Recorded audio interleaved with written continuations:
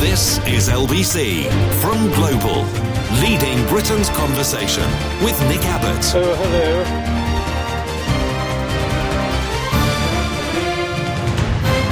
Well, let's get back to it. Some of the texts and emails and such from last night before I get subsumed in a tsunami of the ones from tonight. D tweeted, have you thought about asking the dentist to give you your expensive tooth once he extracts it so that you can mount it on the bonnet of your car? That'll look proper smashing, trust me, says D. I do not trust you, D. Plus, if I mounted my tooth, which has so far cost me £1,500 just to keep it in my mouth, it would be more expensive than the car I mount it on. I think I'd rather mount my dentist on the car. Don't tell him that. You don't want to upset somebody who's coming at you with, equipment. Nathan texts, if you put that tooth under your pillow, the tooth fairy will give you $1,500 back again. Well, that's just probably a fact. Susie says, what's your favourite curry, Indian or Chinese? Michelle says, I'm disgusted with this government. And when you say disgusted, you have to, instead of using the S in disgusted, you have to say disgusted, because it sounds more disgusting. Disgusting. Exactly. I am disgusted with this government, says Michelle. After all the scandals, they are now attacking the unemployed with their new Take Any Job scheme. I'm so angry, says Michelle. Calm down, dear. It might never Oh, no, that's right. It already has.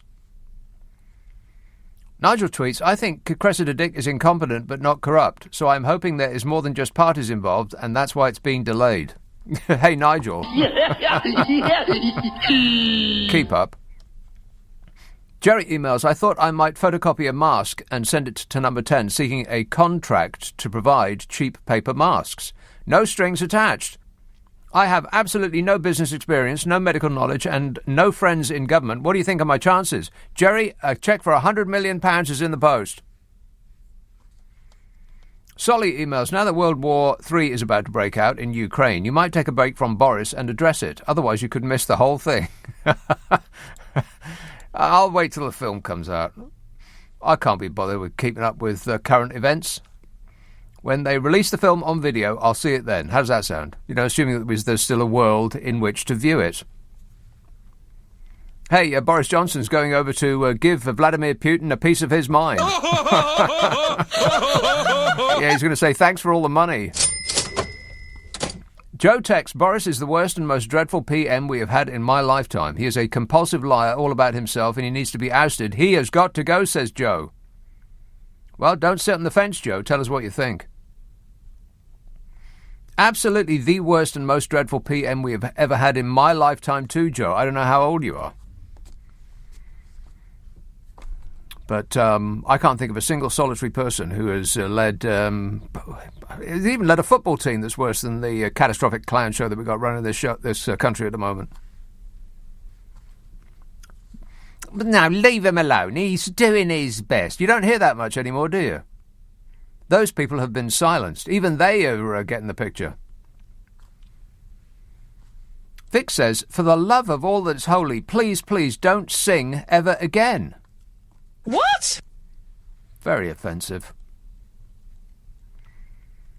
Craig says, you mentioned the word unhinged. Have you seen the film with Russell Crowe called Unhinged? Also, have you watched any of the Black Mirror's episode? They are really clever storylines. No and no, in that order. John says, Boris Johnson is no longer funny, but he keeps pressing that button because it's all he has. Yeah, that's about right. It's all he has. That and the risible excuses. I followed the ministerial guidance at all times. Mm-hmm. I followed the ministerial guidance at all times. Anything further? I followed the ministerial guidance at all times. Would you like to say anything else? I followed the ministerial guidance at all times. Okay, believable.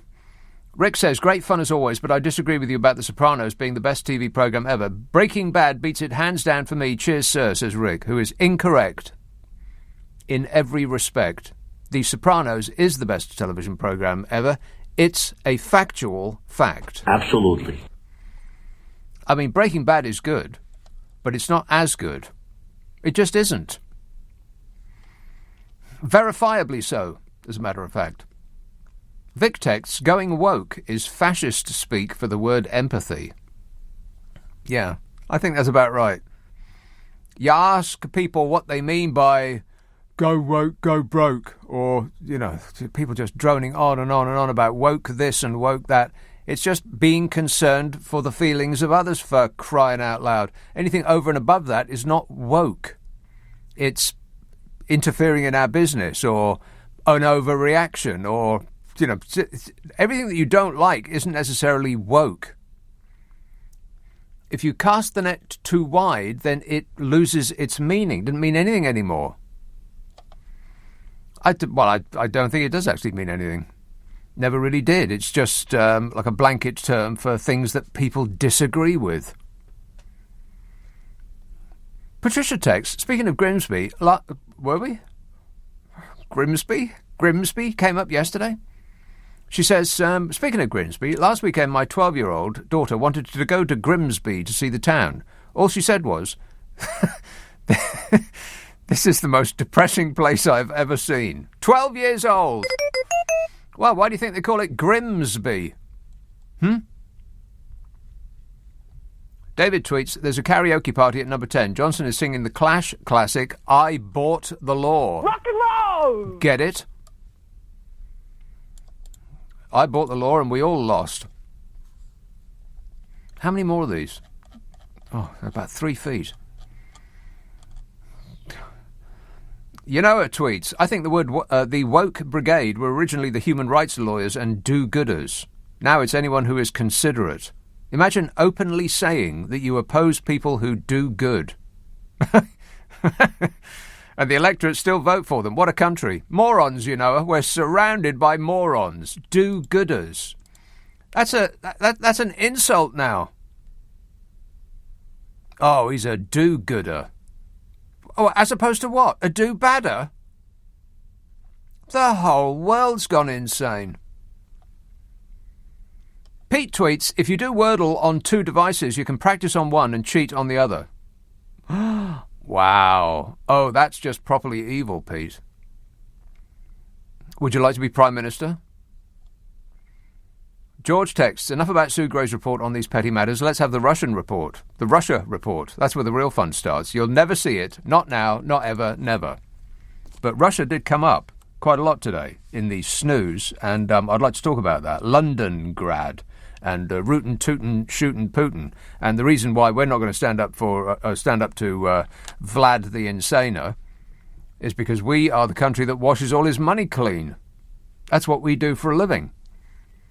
Launder the ill-gotten gains of the international criminal super-rich. We don't make anything anymore. We just make bad money into good money. By magic.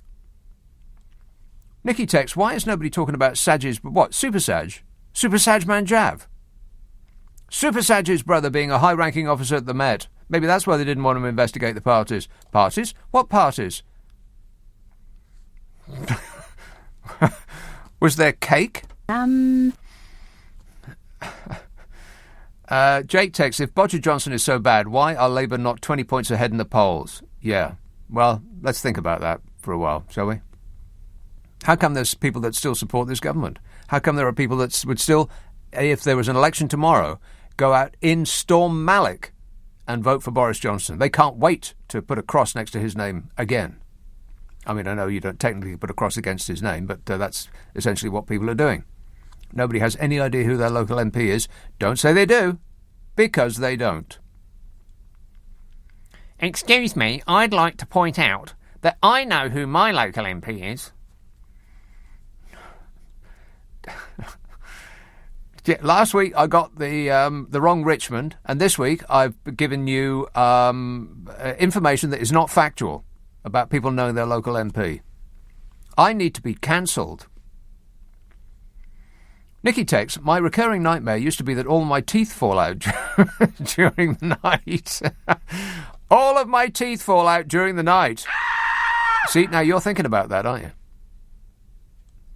I mean, what if they did? It could happen. All of your teeth could fall out during the night. There's nothing keeping them in. Not really. It's just willpower. If you fall asleep, well, if you fall, too deeply into sleep, then and you stop concentrating for long enough, all of your teeth could actually fall out. It's true. Anyway, Nikki says, my recurring nightmare used to be that all my teeth fell out during the night. Now it's Bojo getting off scot-free and skipping along Downing Street in them skanky shorts. Disgusting. Oh, God. Doesn't Boris Johnson look like the sort of person who would wash his underwear once a month, whether it needed it or not? Yeah, that's right. How many more of these from last night? Oh, well, I can see the end. I can see the end from here. Sue emails, who knew that Liz Truss had such a great sense of humour? She said her trip to Australia was value for money. She's a very funny person. The Brains Truss.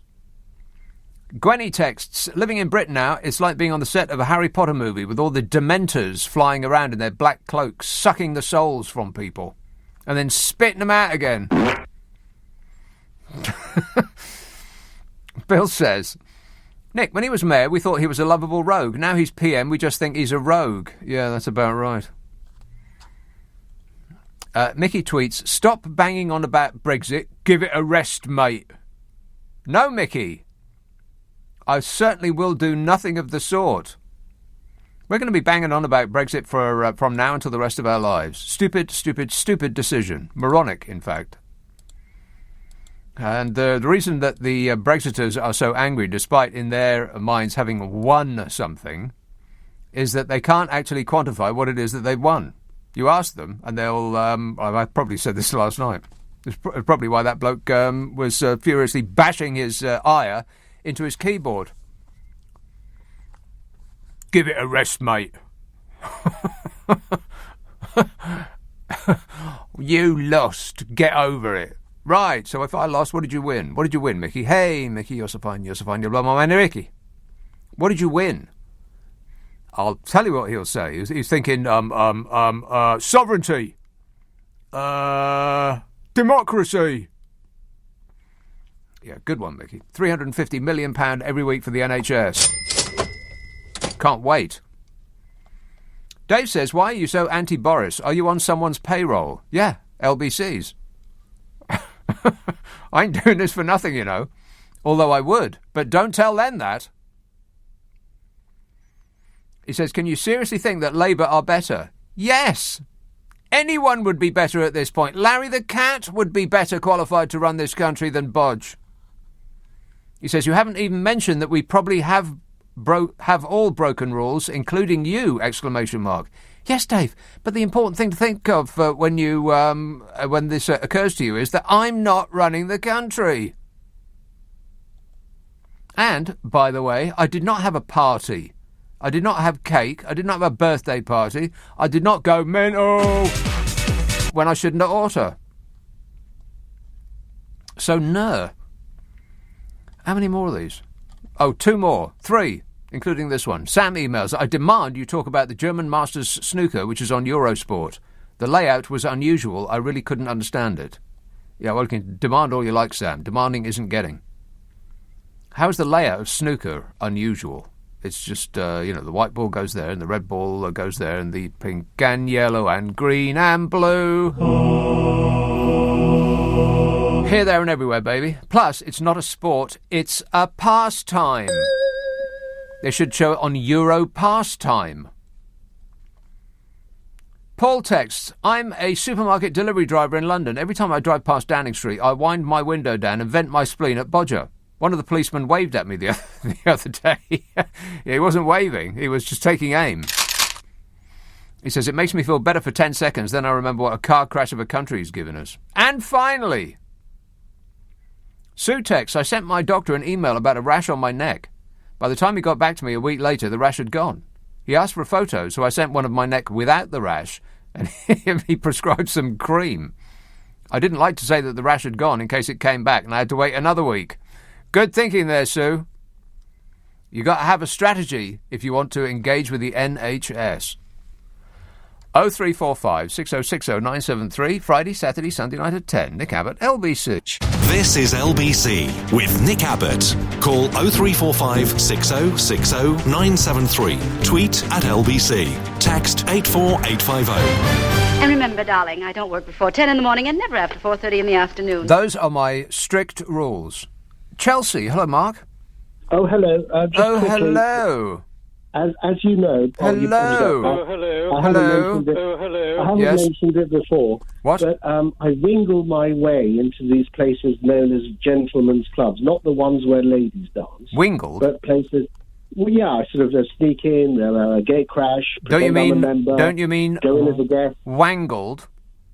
Because they're registered charities and the beer is cheap. That's the attraction to me. Yeah, Now, I the doubt conversation- that the beer is cheap. I've been to. I'm and I haven't telling been. there's one with British tendencies and white clothes. Yes, it's the food's cheap. Yes, it's subsidised by How the much? taxpayer. How much? It's just much cheaper than the rubbed up. It really is. Right. And you know, they're all kowtowed. Anyway, look. Which the club are main you thing- talking about? Okay, now, I don't want to kill the golden goose what lays the, beer, but one of them has a tie where the colours are a cucumber and peach, and the other one has Whiggish tendencies in Whitehall Place. Right. Anyway... But the public doesn't subsidise the beer. Yes, they're registered charities, but that's another conversation, which is another scandal for another day. You mean those gentlemen's clubs in Pall Mall are registered charities? Yes, that's why it is actually, the bill is cheaper than if you go to some restaurants, yes. Oh, for crying Yes. out loud. These people, they go to private schools, not the which point. are registered charities, and then they go Yes, sir. straight from there Yes. to the But that's Houses not of the Parliament, where their food is and drink is subsidised, and then they go but from that's there not the to point. their gentlemen's clubs, where that's a registered charity as well. Talk about Yeah, being well, on welfare. I know, you're quite exactly. But what I overheard was that His Excellency the Prime Minister is very happy. Well, ideally he'd want something else, but he prefers the focus to be on table wine, a supermarket co-op table wine, than, I quote, Chassagne Montrachet Premier Cru that was served with Osietra and Beluga, followed by Chateau Petrus Grand Cru 2004 for the main course. I mean, then But you start where was delving. that? Well, I then What made a meal joke are that- you describing? Well, the money that's consumed in catering, not in the garden, but like the Playboy Club of the 1970s, the higher up you go, the more VIP the level gets. Yeah. So he said, I heard that he was rather, people were thinking about wheeling trolley suitcases full of table wine of Chilean Merlot than the stuff that costs more than some people would get in a couple of months if they could get a job. Yes. But I then heard about this VIP lane that was ruled unlawful to give contracts to, and a company got 63 million quid in 3 weeks, run by 3 men. Well, for stuff that was defective. no doubt. And their names are published in private eye. Mm-hmm. I mean, you may not want me to mention the name of the company. Yes, It's public. I may not. I mean, so he's happy. The point I'm making is that His Excellency is happy that you and everybody else on the radio discusses, did he eat cake or didn't he eat cake? Because he doesn't want the thousands of millions and the wines that cost thousands discussed. Yeah. I mean, that was one of the only surprising things about that they wheeled a suitcase up to the co-op to get some wine rather than over to get Berry Brothers and Rudd to deliver. Well, I mean, at what point, is anything going to... hopefully some transparency can come out of this, because we've seen the Metropolitan Police now, You're funny. There's got to be some transparency at some stage. Well, when you say overhaul. got to, what do you mean by that? You mean I mean, if we were living in a broken normal system. country run by normal people? A fractured system that needs... Anyway, I'm lost for words. I really am. Apparently not. Unless you want me to go on about the cost of living. No, thanks. Because since the strawberries, there was a takeaway that I'm flabbergasted. Look, scallop ho fun noodles and sweet and sour king prawns delivered Yes. from very close by. How much? How much? From very close by in Chelsea, Yes, you're talking 2 main courses, that's it. That's all it was. one's scallops and one's prawns. Yeah. So ho fun, the thick noodles. So ho fun noodles with scallops. How much in fun? black How beans. much fun were they? Approximately out of 10. It was for her indoors, so none. None. 0. Wow. Yeah, her indoors while she's watching Flog It. She wanted it. I think the price for the 2, including delivery, £55. No, it was just under 29. Like I said. Yeah, but I thought that was a bit, Yeah, a little bit over the top. Yeah, okay. But there we are. All right, I'll see you down the Chippy. Thanks a lot, Mark. Very, very high-class type of caller we get on this show, as opposed to the people who text. Speaking of which, Martin texts, what's happened to the £350 million a week for the NHS? I reckon that would be about £18 billion a year. £6 billion more than the national insurance rise. Just asking for a friend, says Martin. Kenny says, as someone who regularly turns down homework, you must have sympathy for Mrs. Gray, who carried out her homework meticulously, only for a woman in a white blouse with dark epaulets to run off with it. Yeah, she needs to seriously get something done about her epaulets, does Dame Cressida. She has malfunctioning epaulets. It's like they're trying to stage an escape. If they weren't sewn on, they'd probably be in France by now. Adam says, so our dear botanist will be in Russia next week. The Sue Gray report will be released then. How very convenient. Yeah, he's not going to Russia in order to, try to prevent World War III. There's only 2 possible reasons why he's going to Russia. First, ask Vladimir Putin for more money. Please, sir, can we have some more? And to bravely run away again. He seems to be like a serial, not cheat. Well, he is. That's true. Yeah, just ask anybody he's ever been out with. But he seems to be a serial. What's the word? See, not criminal either. Like a serial. What's the word I'm looking for? Yes. No. Time up. He seems to be serially running away. I can't think. There's a lovely word, an absolutely precious bon mot that is escaping my weak mind at the moment. But I'm under a lot of pressure. God, you wouldn't believe it. All these people texting me all the time. People ringing me. The phone's going off the hook. How do these people get my number? James says Johnson's going to talk to Putin. It probably to make sure that if Johnson sabre rattles, Putin won't withdraw funding to the Tory party. Well, yeah, I think I've sort of covered that. But I put punctuation in though, so no. Judith texts, you definitely need a holiday. Oh God, do I ever? A holiday. Oh, I can only dream of having a holiday. Wouldn't that be marvellous? She says, you definitely need a holiday. Last night you morphed into Edwina Curry. It was grotesque and you were cruel. It's too painful. What are you talking about? I morphed into Edwina Curry. What does that mean? Any ideas? 0345 6060 973. It's 10:30 on LBC. The news headlines with Zora Solomon. Nick Abbott on LBC. Call 0345 6060 973. Hello? Number please. Trying to connect you. Sorry to keep you waiting. Yes, I've been keeping Stephen in Basingstoke waiting. Yes, Stephen. Hello, Nick. Stephen. I'm just calling because I'm just a bit worried about your tooth. I had mine done 20 years ago, and it cost me about £1,500. Blimey.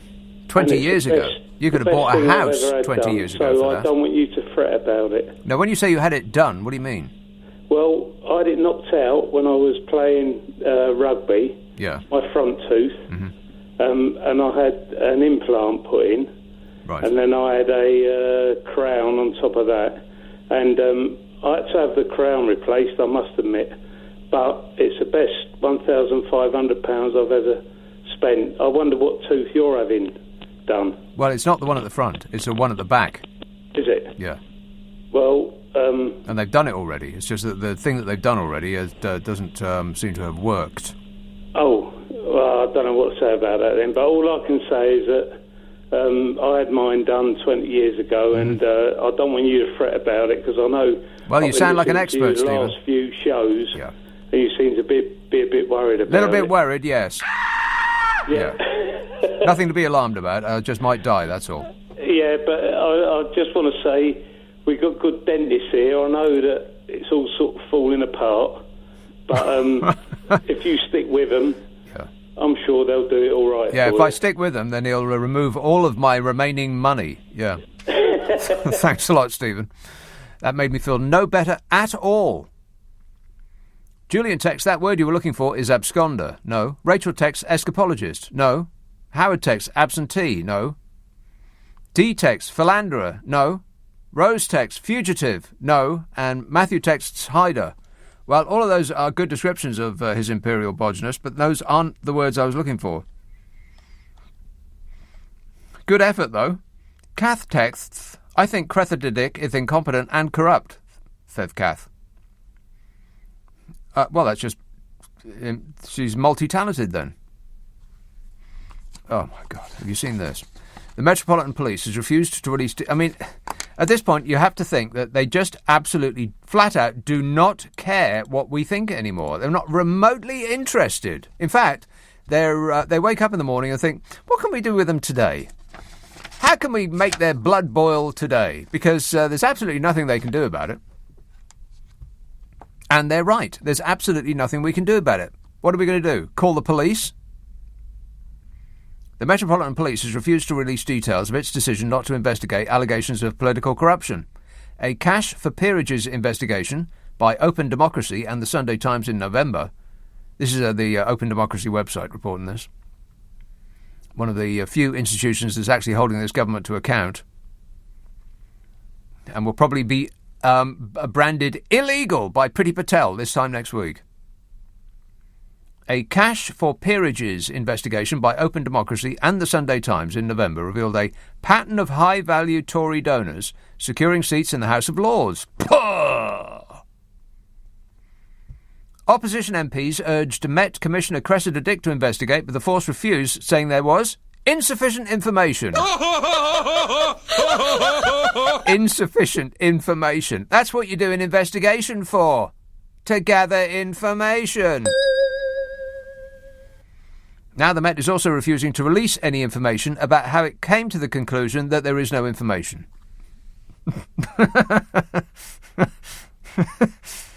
Isn't that a total surprise? No. I am stunned.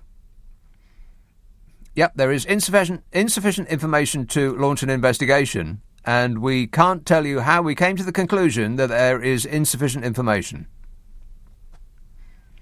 Responding to a Freedom of Information request from Open Democracy, the force claimed that transparency about its failure to look into the scandal could cause it operational harm. It said such a disclosure would not be in the public interest. It would be harmful to our policing functions. Policing functions? What are they? Apart from drawing an impenetrable veil over the activities of the bodger. Harmful to our policing functions. What, the doling out of a crime number in lieu of actually catching the criminals who've nicked your car? Those policing functions. What are the functions of the police these days? It seems to be Bodger Johnson's personal security force, like a sort of heavily armed clean-up team. Char ladies with attitude. After weeks of refusing to investigate Partygate, the force announced on Wednesday that it would launch an inquiry after all. This was just as Sue Gray's report on the alleged parties was due to be published and now can't be published, so they say, because there's a police inquiry. Coincidence? I can't comment on that. It doesn't matter that every legal expert on earth has said that there is no reason for Sue Gray's report to be quashed, as no police inquiry is going to lead to a court case with a jury. So it's a confusing decision, unless you think that the police is acting in the interests of the political party that made the police commissioner a dame and gave her a 2-year extension to her contract. And if you do think that, you'd better keep it to yourself, or the police might find the time to get very interested in you. Then, this morning, the force said it had asked the Cabinet Office to remove any details about potentially illegal events from Gray's report, saying anything more than minimal reference would prejudice its inquiries. That was yesterday morning. Experts have questioned whether there is any legal basis for this. There isn't. One MP, Liberal Democrat Alistair Carmichael, warned that it would be profoundly damaging if there was any hint of an establishment stitch-up. A hint of an establishment stitch-up? Oh, there's a hint, all right. Just like Elton John has a hint of flamboyancy about him. There's a hint, like horse manure has a hint of a stink about it. Labour leader Keir Starmer has accused Boris Johnson of using the police as a shield to protect his position. Sick 'em, Keir. And on top of all this, the force is also facing legal action for its failure to launch an inquiry into the peerages scandal. I mean, seriously, they just do not care how any of this looks, do they? Not remotely interested. They know we can't do anything about it. And it's 51 weeks in jail for you, Sunshine, if you ask any questions. So this investigation by Open Democracy and the Sunday Times found that Conservative Party treasurers who donate at least £3 million are overwhelmingly likely to be given a seat in the House of Lords. In the past 7 years, all, except for the most recently retired party treasurer, has been offered a peerage after donating this amount, this magic £3 million. One former party chairman admitted once you pay your £3 million, you get your peerage. Yeah, I mean, you'd think that would be enough. I mean, they've actually admitted it, and still the police say that they can't see any evidence. Presumably they can't see the evidence because there is a mountain of evidence in the way. And you want to know what the odds are of donating £3 million and getting a seat in the House of Lords? Analysis suggests the odds of so many Conservative donors in the UK population all being given a seat in the House of Lords is equivalent to entering the National Lottery 12 times in a row and winning the jackpot every time. What? Nothing to see here. Please move along. God, what a way to run a country, eh? Dreadful. 0345 6060 973. Bill emails, would it be too much to suggest that you allow your tooth to be removed from your person and then sell it online to the highest bidder, thereby covering all costs incurred? That's a good idea, Bill. Any offers? No? Andy says, I hit Bodger is off to Eastern Europe to phone Vlad the Insaner. Anyone told him that phones have come a long way and he could call from here? Yeah, hey, Bodge, got some good news. No, he's all revved up and ready to go. Yeah, off he goes. It's exhausting, isn't it? I want to talk about a cartoon later, because people apparently have got very, very angry about a cartoon. Now, I know where your mind just drifted, because mine did there too. It's nothing to do with religion. It's a different kind of cartoon. People are very angry about a cartoon. I do believe the word woke is featured in this story. Oh, no. 0345 6060 973, Friday, Saturday, Sunday night at 10, Nick Abbott, LBC. Leading Britain's conversation. LBC with Nick Abbott. Right, so what are we doing? Gibbon, we are doing a radio show, but it does remind me that I do a podcast with Carol McGiffin. Yeah. In which the delightful Carol McGiffin and I try to solve people's problems while laughing like drains. It's the most fun in 1 hour that I have in any given week. I mean, we just laugh our faces off. Not necessarily at people's problems, just, you know, with our own company. We delight each other. Little bit of a tickle, eh, Gibbon? If you want us to have a bash at your issue, send it to this address, nickandcarol@global.com, nickandcarol @global.com, and prepare for total satisfaction. And the name of the podcast? What's Your Problem with Nick and Carol? Ask for it by name on an internet near you. What's your problem with Nick and Carol? I think you'll be delighted. Blackburn. Hello, Paul. Hello, Nick. Paul. I think I found a use for Boris Johnson's number 10 parties. Number 10 parties, yes. Yes. Whether or not they existed. What about inviting Mr. Putin, Mr. Biden, that chap in Ukraine, Zelensky, and Stoltenberg, and all the rest, and have a really good drinking party, and by the time they're drunk, they'll forget what they're even arguing about, won't they? I mean, it could save world peace. It could save world peace or create world peace? It could save world peace at the moment. Well, we've not got world peace, but... Yeah, it could maintain world peace. Too bad a state. Yeah. Having a party. Yeah, let them all have a party. Right, OK. Good thinking, Paul. Excellent work, that man. 0345 6060 973. Why can't people just get along?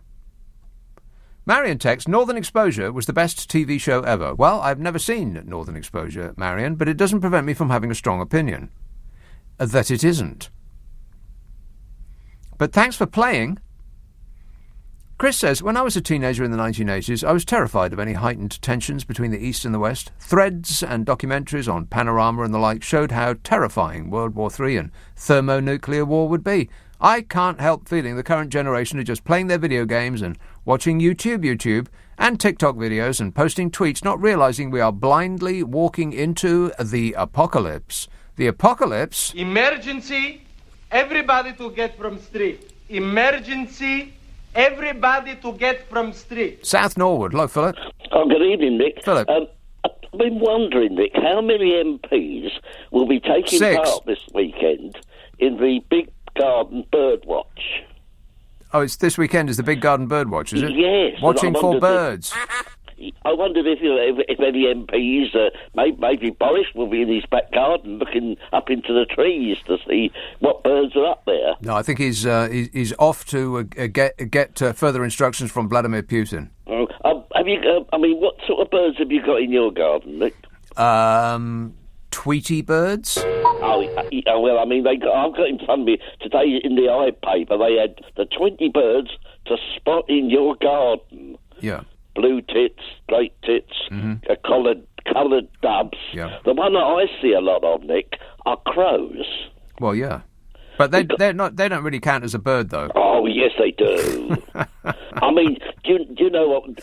Down there's a station near me, and there's a country park nearby, and they come down. There's about 20 to 24 of them. And they all cover the station all over the awnings, and it's a murder of crows. Oh, yes, that's what they call it, don't they? Mm-hmm. I've forgotten all about that, But it's interesting because... There's nothing nice about them. I don't like their call. I don't like that sort of malevolent gait that they have, hopping about on the ground. I don't like the look of them, and they taste awful. What about magpies? We get a lot of those as well. Magpies? The coloured ones. Yeah, we don't like magpies. Oh, dear, you're not a bird person. No, I'm a bird person, but I don't like magpies. Aren't they the ones that chuck other birds' eggs out the nest? Or is that something else? No, I'll have to go into details. Yeah. You're an emailer saying about that they remember, years ago. And I remember when Cuba was on the agenda. Cuba? Yeah, was it Khrushchev was going to go out there and have missiles and goodness knows what else? Right. I thought it was the Gibson brothers. Okay, the Gibson. No, I don't remember them. But, I think it was because it wasn't the Cuban Missile Crisis. Mm. Was that Kennedy? Yeah, it's probably his fault, yeah. Probably Kennedy, and of course... Get Kennedy on the phone right now, I mean it. Pardon? He's got a lot of explaining to do. Who, me? He's not picking up? Well, keep trying. Hello? Well, because the Suez Canal was another one that caused a lot of problems. What is this, a history lesson? Just randomly picking dates from the past? You're talking about the people today. Oh, I see. It's my fault. Well, no, not really. Nothing's your fault, Nick, really. Anyway, I just thought I'd mention about the birds. I better go out. I think there's an owl sitting on my tree. OK, well, don't take any nonsense from an owl sitting on your tree. Bye-bye. Nice to talk to you. Cheers, Philip. For whatever that was. Keith texts, I love Boris. He makes me feel talented. Phil tweets, did you watch Question Time last Thursday night? No.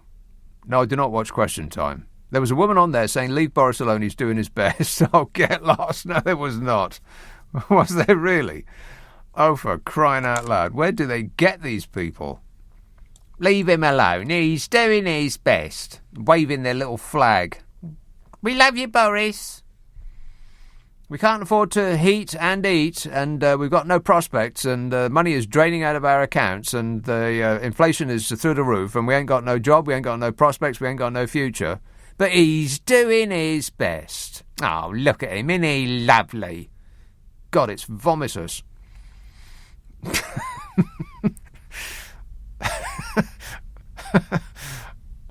Yeah, I know. I shouldn't sit on the fence like that. I should just tell you what I think. Bro tweets, yeah, bro, yo, bro. He says Putin. I love the way the Americans say Putin. Putin. Like they're spitting out chewing tobacco. Putin. Putin not attacking Ukraine as waiting more military gifts from US and NATO, which he will get without fight like happened in Afghanistan. Okay. Does that make sense? No. Some of it does. I mean, I recognise all of the words that you've used there, bro, but not in the order in which you've used them. Robert emails, I think that unpredictable orange buffoon needs to get back in the White House to scare the bejesus out of Vlad. That'll make him back off. I don't think that Vlad was concerned about the orange buffoon at all. I think he had plenty enough material to keep the orange buffoon in his place. Oh, shut up! Yes, whatever your name is. Donald. God, how quickly we forget. Donny. The peach powder puff president. There was, it's so long since I've talked about him, really, at length, that I forget all the names I used to call him. I think I used to have them on a piece of paper. I wonder if it's still here. Wouldn't that be a delight? One moment, please. Aha! The baby tornado. That's a good one. Excuse me. Donito Mussolini. Trumple Thinskin. The Screaming Mimi.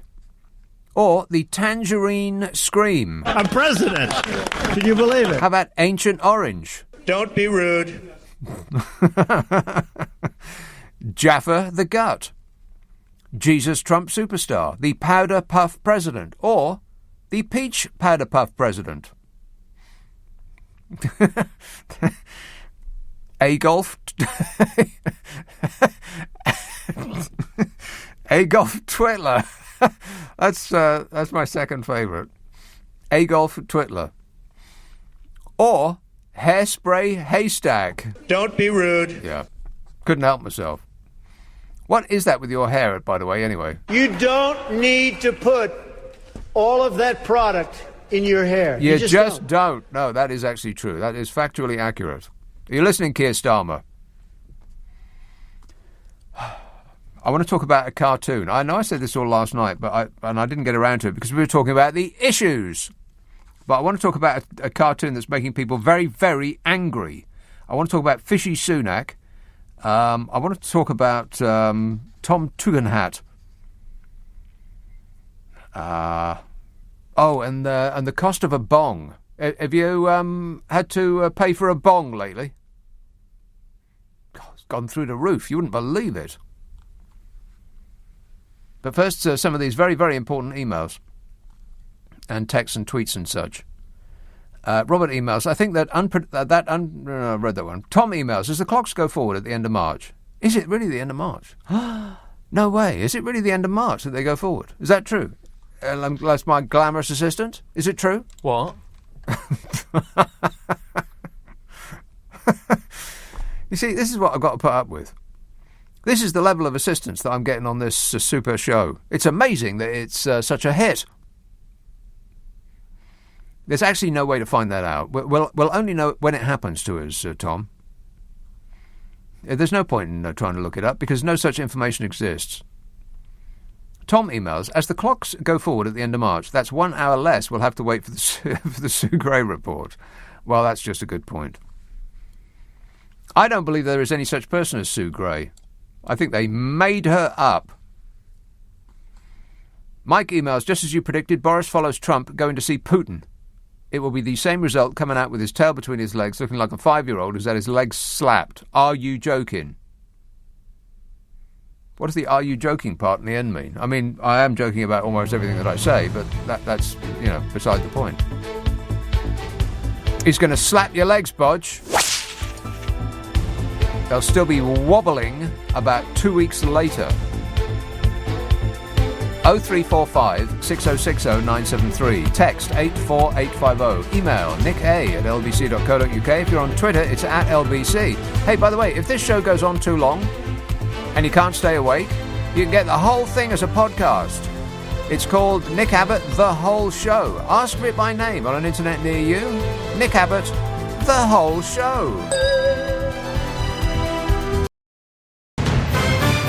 This is LBC from Global, leading Britain's conversation with Nick Abbott. Hi, honey. How are you?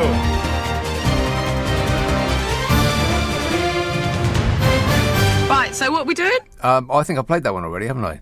There's a big comet in the sky with green and blue flames. Wow. Groovy. That sounds great. Don't look up, people. Do not look up. That's just what the government wants you to do. Don't look up. It came out of nowhere? Didn't someone see it coming? Are you kidding me? Just missed us by a couple of 3 feet. Susan emails, now get ready and grip onto something firm because you're probably not going to like this. Susan emails, in my honest opinion, I think Boris is trying his best. I can't see what he's done wrong. What about Labour? Who's scrutinising them?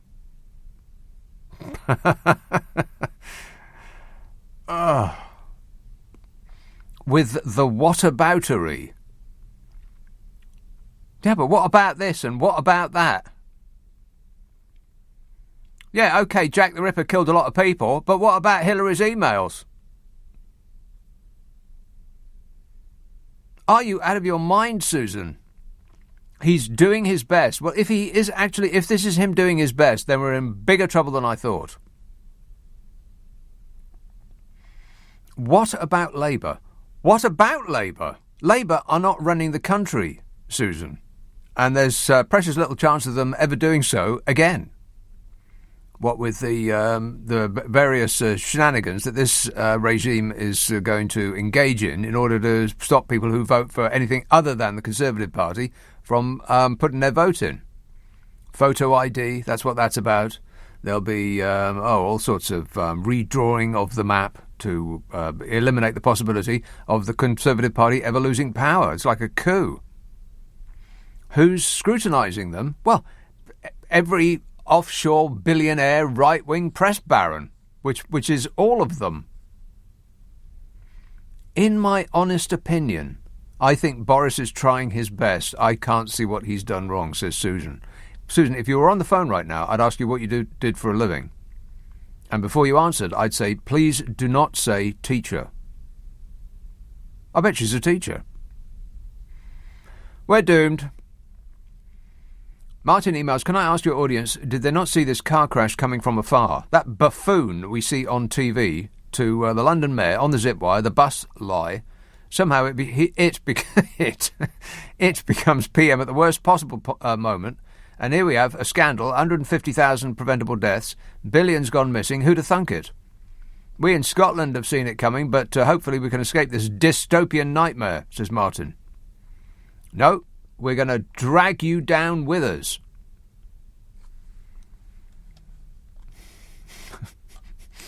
It's the patriotic way. Oh, no, I can't bear it.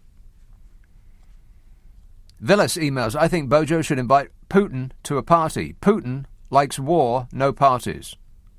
Oh, Putin just likes war, no parties. Well, you don't know that. I bet he's a party animal.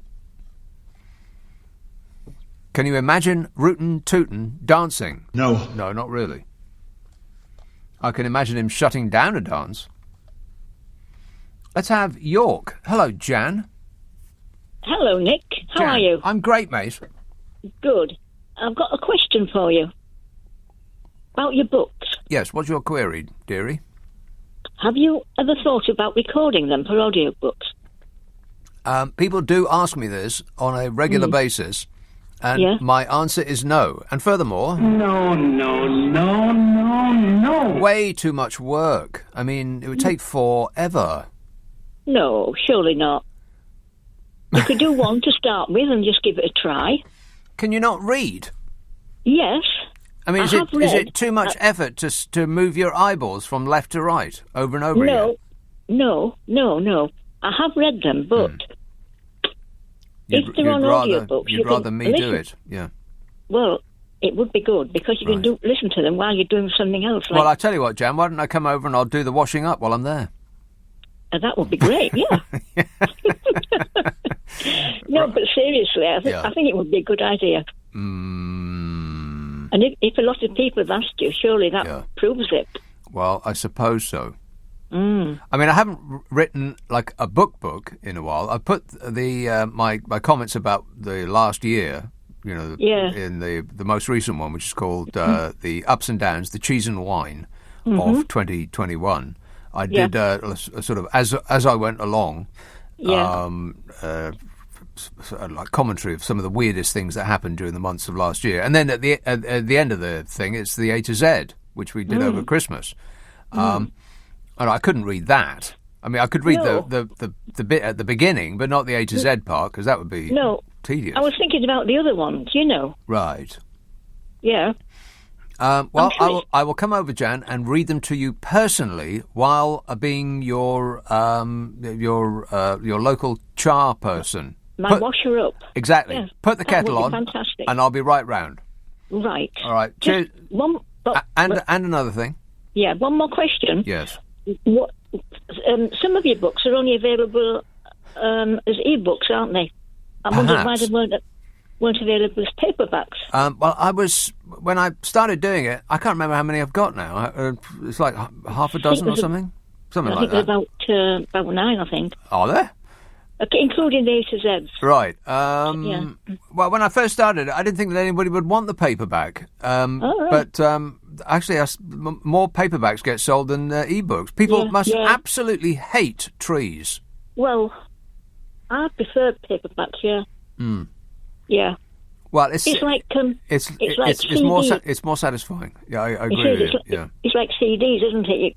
I was talking to Carol McGiffin about this on our Super Soaraway podcast. It's like a newspaper is a much more satisfying thing to read than reading the same thing online, because online there is no end. It just it goes on forever. You get no sense of completion. It's tense online. You don't really experience the tension until you think about it.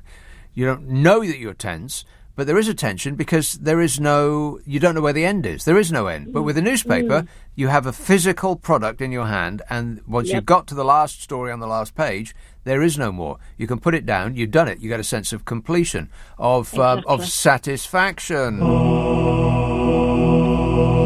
So we will miss paper newspapers when they're gone, because reading it online on a screen, not the same. It's just not the same, yeah. No. I quite agree with you. All right, well, thanks for those questions, Jan. Thank you. And no, thank you. Come round and do the washing up, and I'll put the kettle on. Okay, I certainly will. But you have to provide the penny. Oh, I haven't got one. No, well, I'm not bringing my own penny. I'll get one for you. That's my line in the sand. All right, thanks a lot, Jan. Cheers, my dear. 0345 6060 973. Mark texts Sopranos ?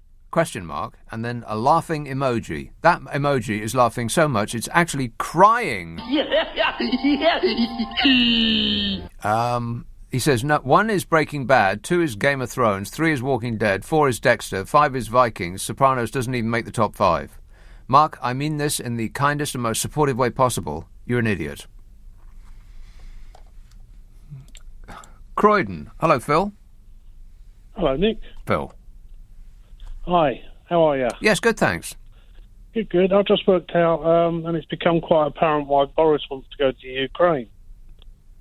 He's just running away, which is his thing. No, he just wants to go to a less hostile environment than the House of Commons. Yes. Yeah, he wants to stand in a battlefield where he'll feel safer. Yeah, have a tank pointing down his nostrils. Yeah, that's all I've got to say. OK, well, it sounds like you said it. Excellent work there, Phil. There you are, you see. He came, he delivered and he went. He knew when his time was up and left accordingly. Bye-bye. Excellent work. Dot text, can someone tell Boris not to dress as a Russian tank commander? He can't help himself.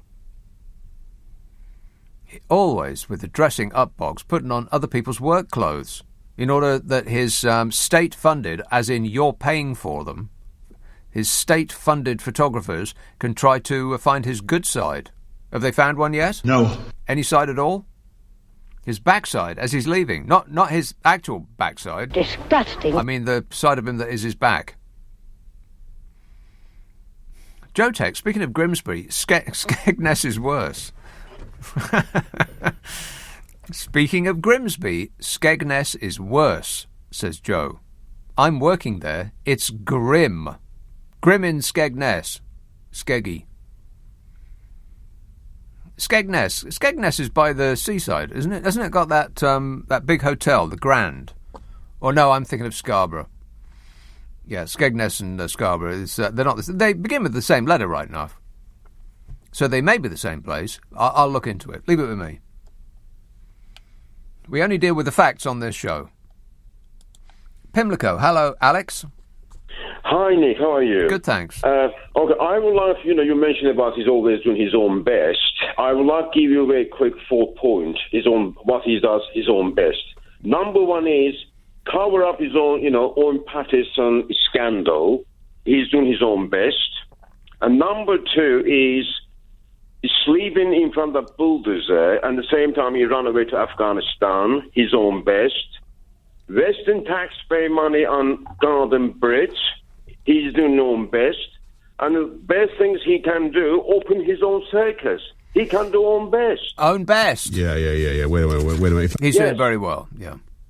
This is my top point. Is this absolutely misleading public, and the people say he's doing own best. These people are honestly morally corrupt. Absolutely morally corrupt. They have no clue about this scandal. Now, internationally, if everybody looking for now British politics, everybody really is shameful, honestly. Who is going to listen to this clown? Right. I want their names. I want the names of the people who voted in this clown. Quite right, too. He's very, very angry. What do you think about that, Bodge? I think he's betraying a quite stupefying ignorance. Stupefying ignorance there, Alex. That's the verdict. But good effort. Thanks for that. 0345 6060 973. Jeremy tweets, do-gooders has always been a derogatory term. How? What kind of a people are we that we think that somebody who does good is a bad person? Is somebody to be discouraged? And the very same people that will say that then claim to be guided by their faith. Those religious phonies. There's loads of them. Many of them are in the cabinet. You look at their voting record, and they vote for the rich to maintain their grip on their wealth and against helping those in need of assistance. Just like Jesus would. Guided by their faith. They use religion as a weapon, is what they do. Phonies, each and every one of them. 0345. That's my religious belief. You're not criticising me for my religious belief, are you? Oh, well, thank God for that. 0345 6060 973. Text 84850. Email nicka@lbc.co.uk. And if you're on Twitter, it's @LBC. Friday, Saturday, Sunday night at 10. Nick Abbott, LBC. This is LBC with Nick Abbott. Yes, hello. I've been waiting for you. Hello. Yes, I certainly have been waiting for this call from Eastbourne, lovely downtown Eastbourne. Hello, Robert. Good evening, Nick. How are you tonight? Yes, good, thanks. Okay. Well, Boris Johnson on his way to the Ukraine soon. Hasn't he ever taken a history lesson? Yeah, but ancient history, like ancient Greek history. Well, 20th century history. Fairy stories is what he learned about. Someone should warn him that you don't poke the bear. Right. Because the bear is liable to wallop you.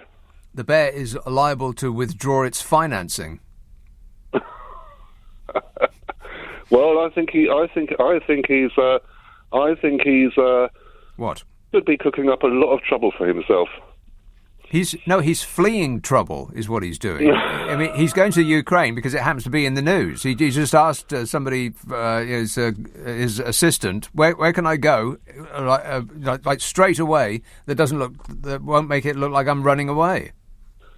But Nick, he's antagonising the bear. You don't antagonise the Russian bear. He's not going to do anything of the sort. He's not going to say boo to Vladimir Putin because this country is up to its eyeballs in Russian money.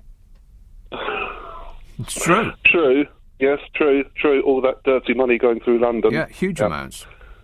Yeah. Okay. Well, thanks very much, Nick. Okay, thank you very much. Appreciate it. Thank you. Experts have warned that Boris Johnson's administration is more corrupt than any UK government since the Second World War. Anything to say in your defence, Bodger? Peppa Pig World. Peppa Pig World it has yes? Peppa Pig. Ah, the old Peppa Pig distraction. Do you want to make a noise like a car? Maybe that'll take our mind off it. No, still thinking of it. Researchers at Sussex University's Centre for the Study of Corruption, which is an actual thing apparently, they warned that the absolute failure of integrity at number 10 could have potentially serious consequences for the UK if allowed to fester. I'm going to call Bodger that from now on, Uncle Fester. I actually like the sound of that. Who's with me? He's Uncle Fester from now on. Unless I forget and accidentally call him Bodge. We can call him both. Robert Barrington, Professor of Anti-Corruption Practice at the Centre for the Study of Corruption in the University of Sussex, said, "There is more corruption and corruption risk in and around this government than any UK government since the Second World War. The PM has direct influence on this through personal example and through what he allows among his ministers and number 10 staff. There's been an absolute failure of integrity at number 10, which has consequences for democracy and Britain's global influence, and longer term, if unchecked, for the economy and national security." He says the enablers of this are any MPs or ministers that allow the failure of integrity to go unchecked. Yeah, enablers. Every one of those nodding dogs that troop out on television to defend the indefensible. Oh, the Prime Minister has made it very clear, they say. What the public really wants to know is this, that and the other, they say. And each and every one of them. Liar! The latest row over Partygate came just 48 hours after new evidence suggested that the Prime Minister misled the public over his role prioritising the evacuation of animals from Afghanistan last year. He previously denied any involvement. And you only know that the Bodge has done something when he categorically denies that he's done it. Correct. The Prime Minister also found himself embroiled in a scandal over private donors financing a lavish refurbishment of his private Downing Street flat. And lavish means both expensive and hideous. And last year the government tried to abolish a standards watchdog which had recommended mild sanctions against a Tory MP who broke lobbying rules. You know, what do you do if your standards watchdog tries to uphold standards? Be better? Act more ethically? Negative. Of course not. If your standards watchdog tries to uphold standards, simply get rid of the watchdog. Problem solved, eh, Bodge? I can't comment on that. Dr. Sam Power, a lecturer in corruption analysis at the Anti-Corruption Centre, said Johnson's reckless approach to the rules is, in part, baked into his wider electoral appeal, but his standing is now damaged beyond repair with the British people. To many, the joke simply isn't funny anymore, if it ever really was. Yeah.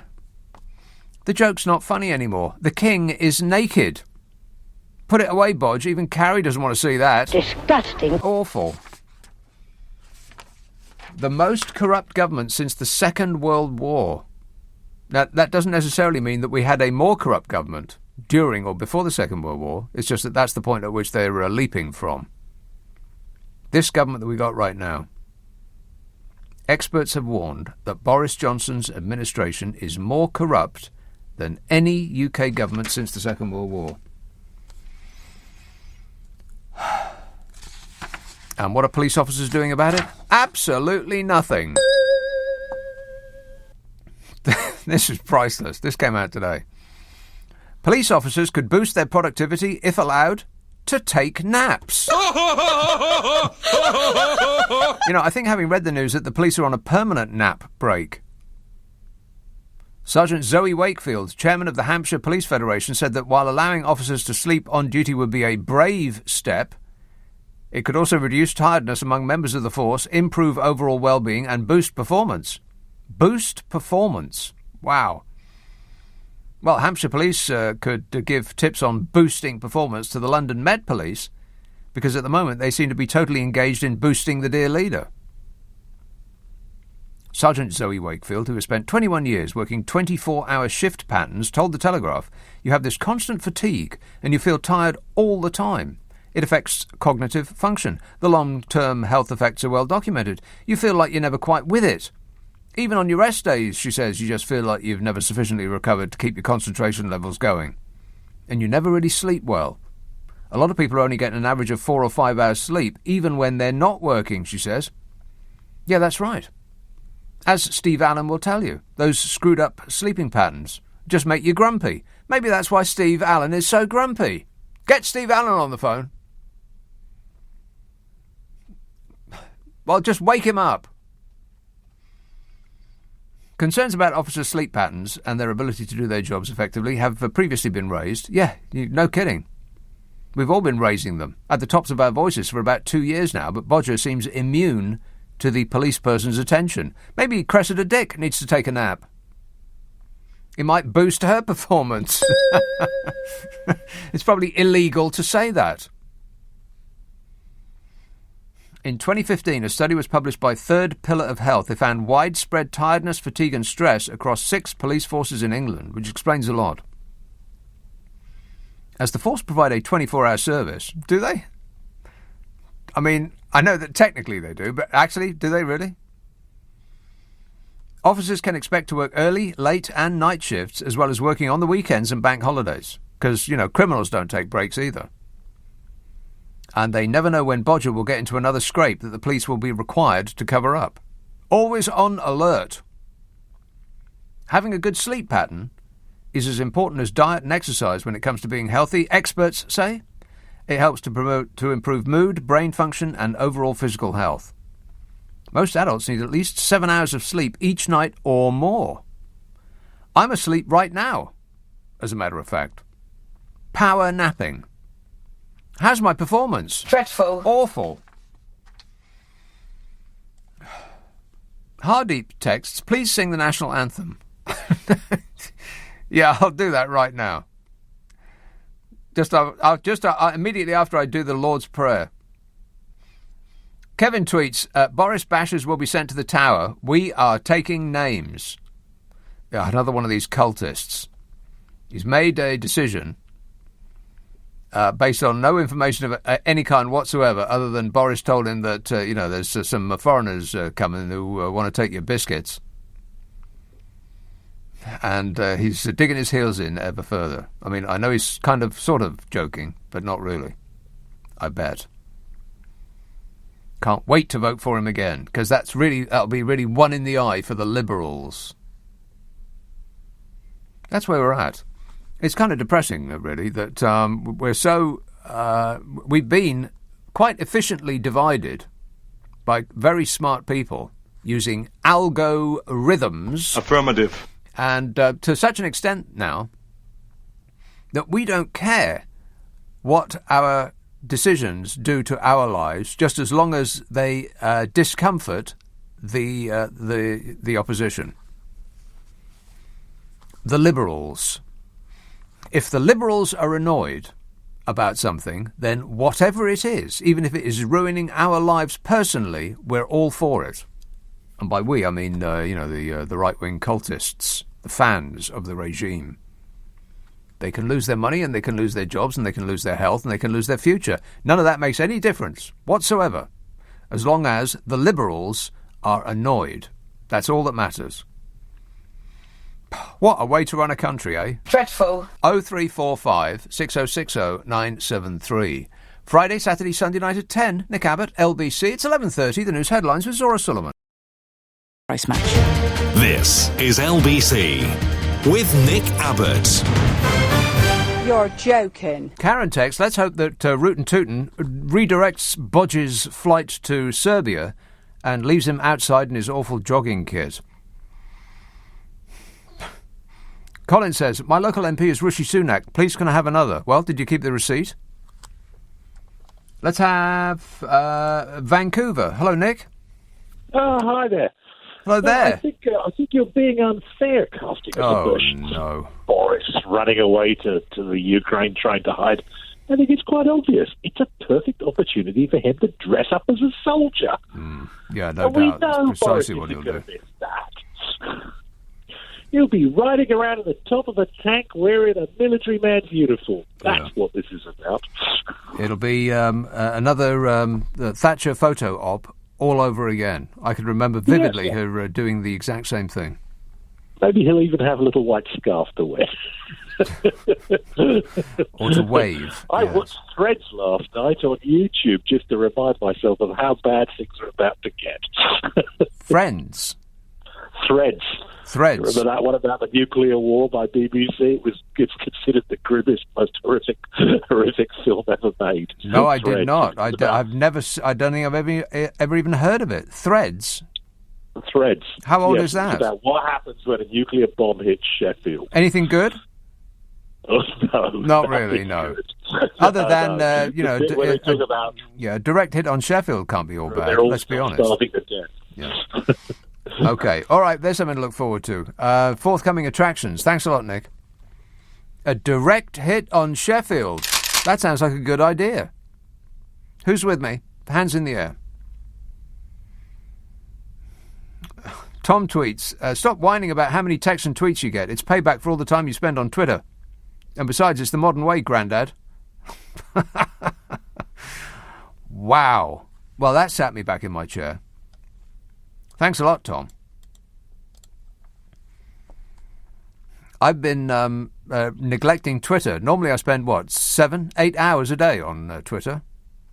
Way too long. Now I'm obsessed with something else. Wordle. Very, very easy today. Too easy, in fact. I wanted something a little bit more challenging.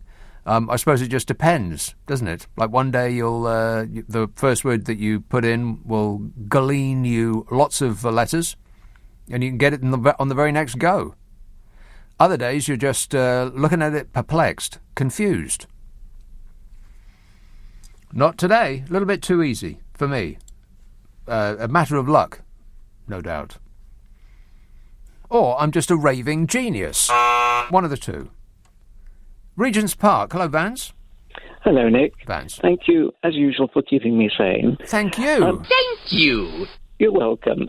Nick, you remember last Saturday in my call, I said that I was very sceptical that the Gray Report would be available to us in any form soon. Ever. Ever. And, of course, this trip to Eastern Europe and Ukraine is a perfect excuse for him to run away from it. Yes, he's running away again. I bet you he's timing his exit from Britain about 1 hour before the Gray Report is due to land on his desk. Then he'll scoot off to Eastern Europe and put on battle togs. He'll be the new Churchill. He'll come back, he'll go straight to Chequers, and he won't actually get to read the report until sometime in February. Oh, he'll read it all right. It's just that we won't. But we won't, exactly. And, on that, okay, the Met inquiry, Nick, is going to take months. They've got to go through, 100, 200 people who are variously at the various parties. Mm-hmm. They've got to interview them all and then interview them again after they've interviewed them, cross-reference, put it into their crumblingly slow computer system, which needs to be updated. We're not going to hear about this until April, until Easter. And by then... does that sound like a coincidence to you? Absolutely Absolutely. No. No. Absolute plan.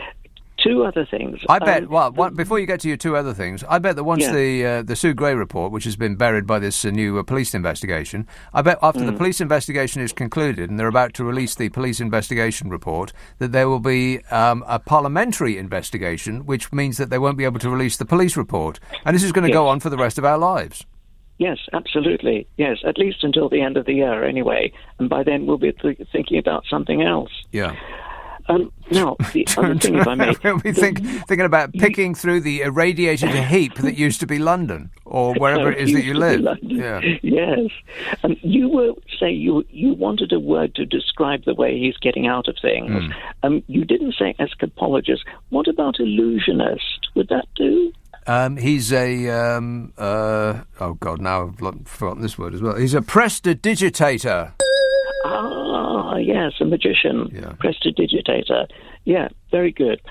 And just now, one of your callers said that he studied history at Oxford. He didn't, actually. No, he didn't. He studied fairy stories. He deliberately studied ancient Greek and Roman literature. Yeah, nonsense. And he didn't study classics because that was a more difficult curriculum. He wasted his time, at least 3, if not 4 years, studying fairy stories, like children's stories about gods.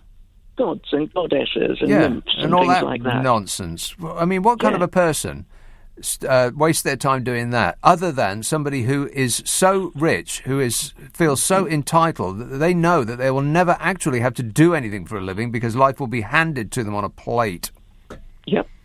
And the sooner we all realise that, the better. Yeah, well, I think the crow is coming home to roost. Let's hope so. Or something like that. All right, thanks a lot, Vance. Cheers, mate. 0345 6060 973. Have you bought a bong lately? Have you got any idea how much a bong costs? I'll talk about that in a minute. Because these people, they just keep calling me. Rotherham. Hello, Stephen. Hello. Hello. How are you? I'm great, mate. How are you? Great stuff. Great show. Thanks. Yeah, basically, I've listened to a lot of people that's been on here about Boris Johnson and, you know, all the videos and everything, evidence. The shenanigans. Yeah, but how can the people that's been on your show defend him and say that he were right when there's evidence there to show he were wrong? Stephen, you have to understand that we are surrounded by morons. Well, I do. Yeah, I do. But it's getting a bit long-winded now, isn't it? It's going on a bit too long, yeah. I mean, what have we done to deserve this? I don't know. It's like, you know, we've all followed the code and everything, haven't we? Yeah. You know, or tried to. Oh, anyway, I know I have. You know? Yeah. Yeah, and I have, I've been abroad a couple of times. What? I've been abroad a couple of times. Where did you go? Benidorm. Benidorm. How was that? Yeah, the happy place. Was it? Yeah. I bet you were the only person there. No. Well, we're there for October for my birthday and Christmas and New Year, and it was great. And I've booked again for St. Patrick's Day. Oh. So all of the birthdays, essentially your birthday, Jesus' birthday, St. Patrick's birthday? Everybody's birthday. Yeah. And that's what I'm trying to say. It's everybody's birthday. And now, why do you keep going back to Benidorm? There are other places are available, you know. I've been Tenerife, Canada, Las Vegas. I've been all over. Right, here, there, and everywhere, baby. Yeah, but I'm a construction worker, work away from home, so absolutely made of money. So no, cash pouring into a whole lorry fulls of cash pouring through your front door.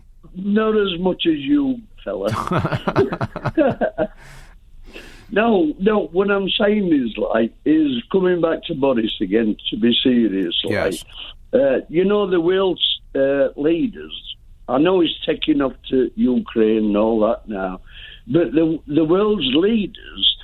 I mean, if I go for an interview, I expect to be dressed well and well groomed. Yeah.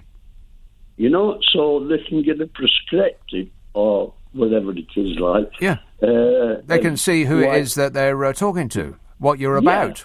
Yeah, but when he turns up with his shirt hanging out, his hair like an explosion, and all that, how can you take the guy serious? I just can't understand how you can take that guy serious. Well, it's his act. It's been working for him since he was a child, which is why he has not changed either the act or the way he looks since he was a child. Yes, but people warm to it. They forgive him everything because they look at him and think, oh, yeah, he can't dress himself. Oh, and that's people's reaction, and he knows it. Yeah, but the only thing, the makeup that is missing is a big red nose. A big red nose? Yeah. He's a clown, isn't it? Oh, I see what you... Oh, a big red nose. You see, I went straight to... Booze. Like he'd been drinking too much. But the clown nose, right, I get you. He has done a little bit too much of that, perhaps, for somebody in his position. So, anyway... Suitcases full, I heard. Thanks for my call anyway, I wish everybody on who listens to your programme all the best. Well, that's very cooperative and pleasant of you. Yeah, all the best, and don't believe every word that man says. Don't believe any word that man says. Okay. Would be better. All right, thanks a lot, Stephen. I'll see you at the airport. Let's get out of here. Julius texts, I wonder if Brexiteers ever reflect that, having largely enjoyed and flourished in a Europe free of conflict since World War II, here we are just a few years after Brexit on the brink of the next World War. Yeah, thanks a lot, Nigel Farage. See what you've done? I don't think the two are necessarily connected, but okay.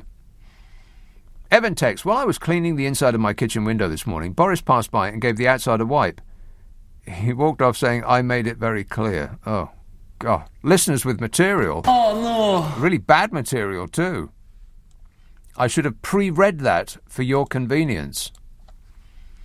0345 6060 973. I want to talk about bonging in just a minute. Nick Abbott on LBC.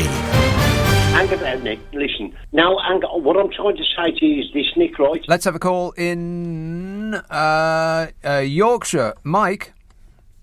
Hi, Nick. Yeah. Loved your point about the parliamentary inquiry following the Met inquiry, etc. Mm-hmm.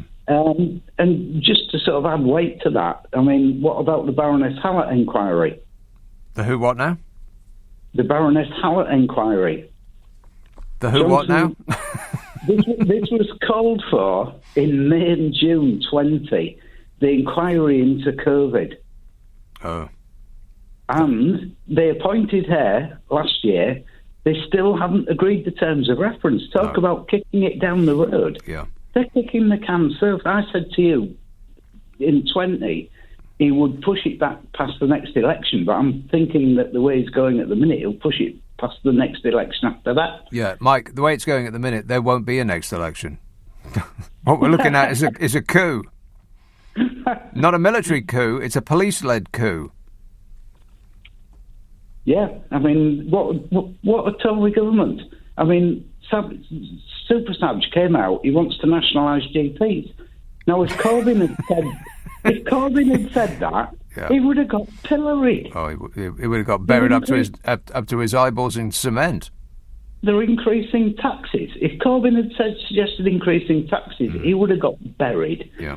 The world's completely upside down at the minute, and no one's realising it.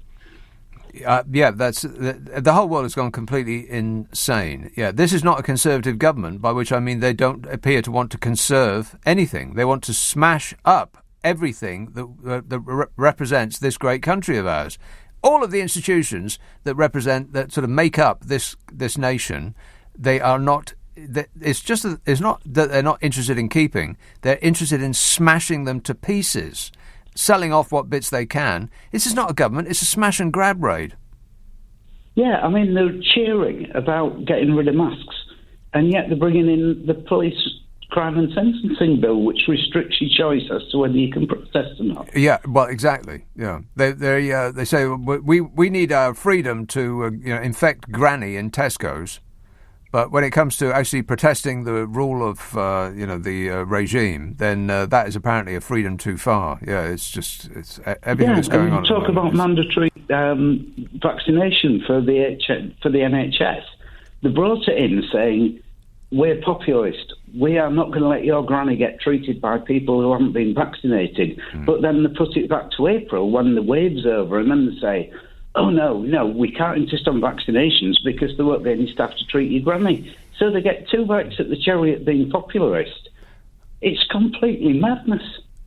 It is without question the worst government of my lifetime. It's apparently the most corrupt government since the Second World War. What more do you need to know? I mean, we're being run by a guy whose whole act is this sort of phony clown act that he's been pulling since he was an Eton schoolboy, and he has seen no reason to change it because it's always worked for him. People want to mother him. That's their instinctual reaction when they see somebody whose shirt is untucked and whose hair is a mess, and he stands there. He obviously can't take care of himself, and so people want to take care of him for him. That's always been the reaction that he elicits in others, and that's why he hasn't changed. He's still that naughty, sticky-fingered little schoolboy, and but unfortunately for this country, he's not just a schoolboy anymore. He's actually running the show. Yeah, I mean, he doesn't keep his promises. He doesn't lie down in front of bulldozers, and he doesn't die in a ditch. And I don't know. I mean, keep up the good work, mate. All right. Okay. Thanks a lot, Mike. Until I get 51 weeks in jail for causing a disturbance. Dipper tweets, you should be grateful if Bojo gets voted in again. It'll give you another 5 years of banging your head on your desk. You lost. Get over it, says Dipper. It's another one of these people that think because the people that he defines as liberals have lost, then that means that he has won. What have you won, Dipper? I mean, I know that you are making jests, but what do you actually believe? Deep down, what do you think that you have won so far? Anything? Anything at all? Oh, time's running out. I was going to talk about bongs. I was also going to talk about a cartoon character. I will do it in the next hour. I promise you I'll do it. By the way, I did mention this before, but if your eyes get a little bit droopy and you just can't take it anymore, and you have to give yourself up to sleep, then this show does get stuck up the internet as a podcast. We take the news and the ads out, which means it takes less time to listen to, so you'll use less electricity, and you won't have to sell a kidney to pay your fuel bill. Ask for it by name on an internet near you. Nick Abbott, The Whole Show. Now, if you download Global Player, by the way, and stick it up your phone, then you will find it on there, along with the other two podcasts that I do. Global Player. Oh, it's got everything. All of the stations that we do, all of the podcasts. It'll keep you entertained from now until the end of time, which should be any moment. You want to get it right now and cram in as much amusement as you can, because we're all about to get incinerated in what we call World War III. Global thermonuclear war, coming to a location near you soon. Sleaford. Steve. Hi. Steve. Nick, it's just occurred to me that the increases that they're asking us to pay for, they're underfunding for the last 10 years. It's ridiculous. They're asking us because they've underfunded since they've been in power. You're talking about the NHS? To dip in our pockets. Yeah. The NHS, right. They have. And, they continue to say, but it's all lies, basically. They say, well, no government in history has ever spent more money than we have on the NHS, and we've got 40 new hospitals and 40,000 new nurses and all of this stuff that they're just making up out of thin air. And it doesn't matter how many times that they are told that they're pulled up on those lies, they just continue to say them because their fans take it in and repeat it. That's the idea. They're speaking. They're just singing from the same hymn sheet. They've been told what to say. So wherever they get interviewed, they all say the same thing. It's crazy. All say the same thing. And then we have to put up the national insurance to pay for their the fact that they haven't invested since they've been in power. Yeah, so the taxpayers got to pay more. Correct. For the bungling. Crazy. Yes. Yeah, I know. Can't believe it. Yeah. And that's all I've got to say. All right, well, it sounds like you said it. Good work. Thanks, Steve. Yeah, if you look at our major competitors in Europe, the EU, you'll find that they have more doctors than we do per head of population. They have more hospital beds per head of population. They have more ICU beds per head of population. They have more consultants. They have more nurses, have more carers, all of that. But you can't get a word in edgeways because the PM or one of his enabling ministers will say, well, under our munificent leadership, we've spent more money on the NHS than ever before in history, and we've got more nurses, and we've got more doctors, and we've got... And it's just lie. Liar! If you look at how much they have spent above inflation, which is, of course, the most important to measure, because if it doesn't matter how much you spend, if it's not more than inflation, then it's meaningless. Then it's a reduction, not an increase. And I think under the previous Labour administration, they spent about 6% extra on the NHS above inflation per year. And when the Conservative Party came in, that plummeted. It went down to about inflation, as in they didn't actually spend more at all, despite the NHS requiring more money because of an increasing population and the more expensive treatments and medicines and machines that go bing and all of that stuff. So every single thing that they say you have to take with a pinch of salt, a giant bucket of salt. Sally says, I feel for you with regards to your tooth. I spent £1,000 on premolar, root-filled, etc. What does that mean? What's a premolar? She says, after a year of pain and trying to keep it in my mouth, last week I had it extracted, stitches out, now I think I have an infection. Stop making me laugh as it hurts too much. Hurts So Good by... Come on, baby, now it hurts so good. Rock and roll! Bob Seger? I'm going to say Bob Seger. Anyway, she says, stop making me laugh. Hey, Sally. Stop whining. She says, my daughter is making me a necklace from my tooth. Oh, as it was the most expensive tooth in my mouth. Good luck with your tooth, says Sally. Thanks, Sally. I'll send it to you if it comes out and you can stick it on your necklace. No need to thank me. 0345 6060 973. Text 84850. Email nick@lbc.co.uk. And if you're on Twitter, it's at LBC. Friday, Saturday, Sunday night at 10. Nick Abbott, LBC. This is LBC from Global, leading Britain's conversation with Nick Abbott. Well, the whole world's gone crazy. And I can't stand him. Did Zora Sullivan, our newsreader, just say that they just discovered a worm with multiple multiple butts on its head? What? Is that what she just said? A multiple butted worm? Well, that's the worst thing I've ever heard. I wonder if it would like to be the Prime Minister. Much to the excitement of research... Here's that story. I don't know if I want to read this. It sounds like the alien monster.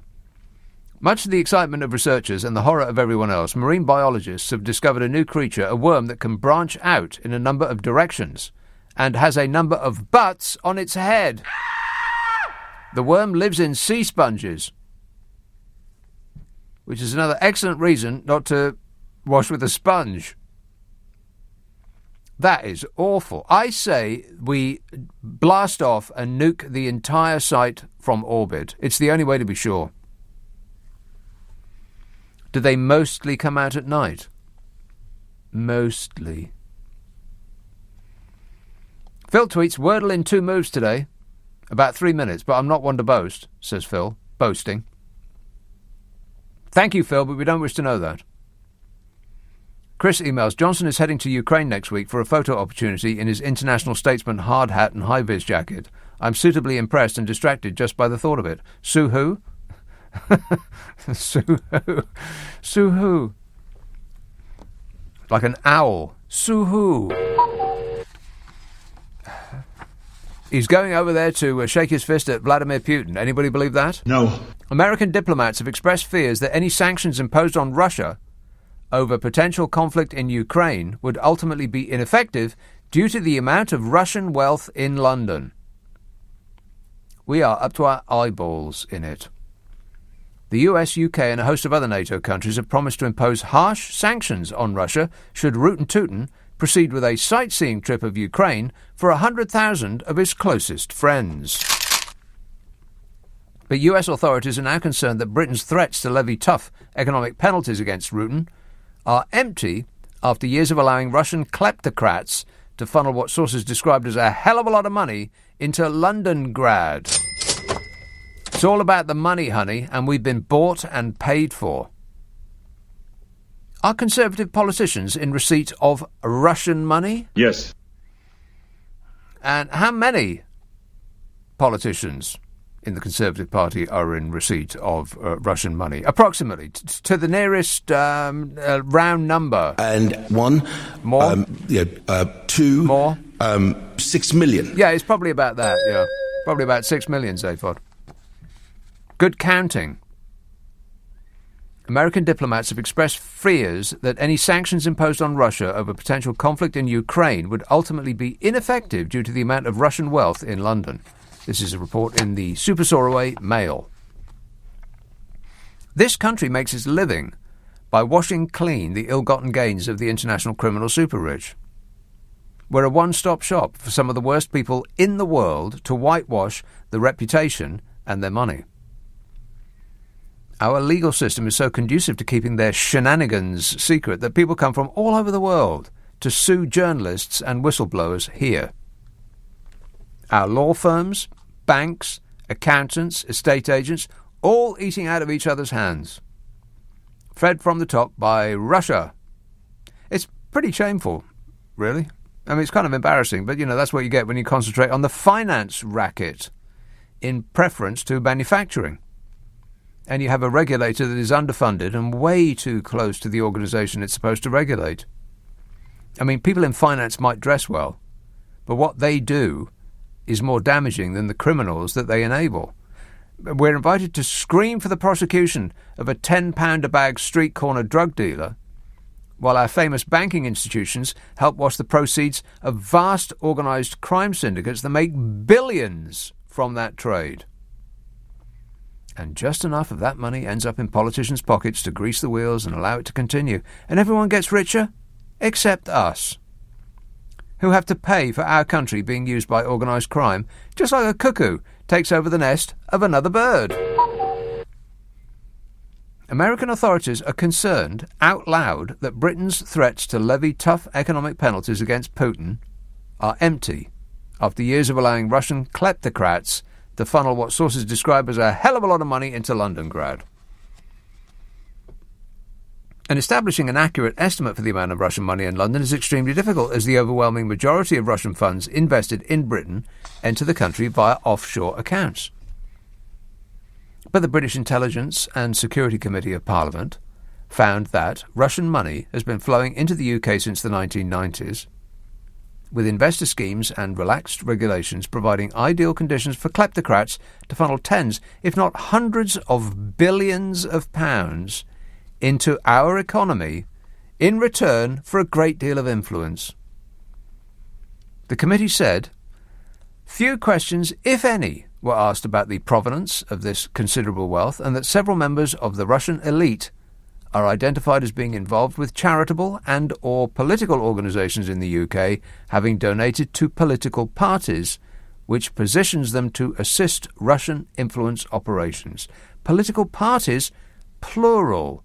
Is there one party that's had the bulk, or if not all, of that money? But this isn't news. I mean, it's just that the government hasn't done anything about it for reasons that you might wish to conclude are not good.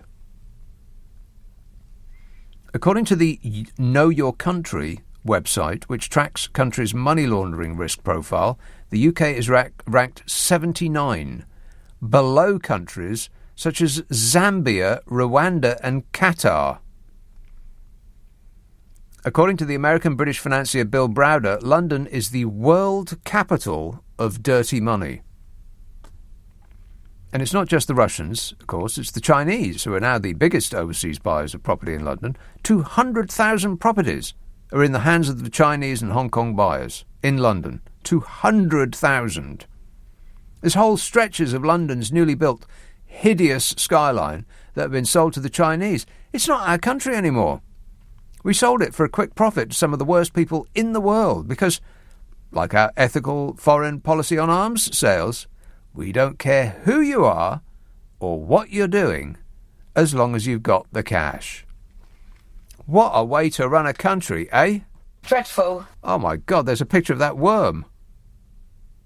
Oh, that is hideous. It's a butt worm.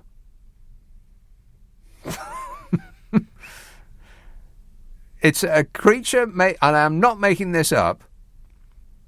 This creature is made of hundreds of aqueous anuses that are spread across tendril-like branches. Disgusting. Trust me, don't look it up on Google.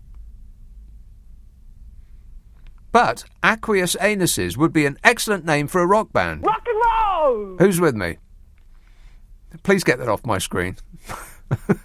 0345. I am begging you right now, as in immediately, if not sooner. Thank you. 0345 6060 973. I want to talk about bongs in a minute. And if I go another break without doing it, I want you to correct me. Upminster. Hello, Keith. Bung a bob for Big Podger's Bong. Yes. Was it Susan Cadogan? Who? Hurt So Good. Was it Susan Cadogan? Hurt So Good. I think it was Bob Seger or Come On Baby, now it's Hurt So Good. I think it was a female artist. Susan Cadogan, I'm fairly sure. Who's Susan Cadogan? I never heard of her. She was a Jamaican or West Indian reggae singer, I think, from the 70s or 80s. No, John Mellencamp. There it is, John Mellencamp. Hurt So Good. I think she did it as well. Well, if you say so. Maybe she was the cover version. Well, anyway. I'm unfamiliar with her work, but I'm sure it's excellent in every regard. Okay. Come on, baby, make it hurt so good. I'm going to Google it while I'm talking to you. Yeah. Anyway, I called about if Bodger has been, if he studied fairy stories, yeah.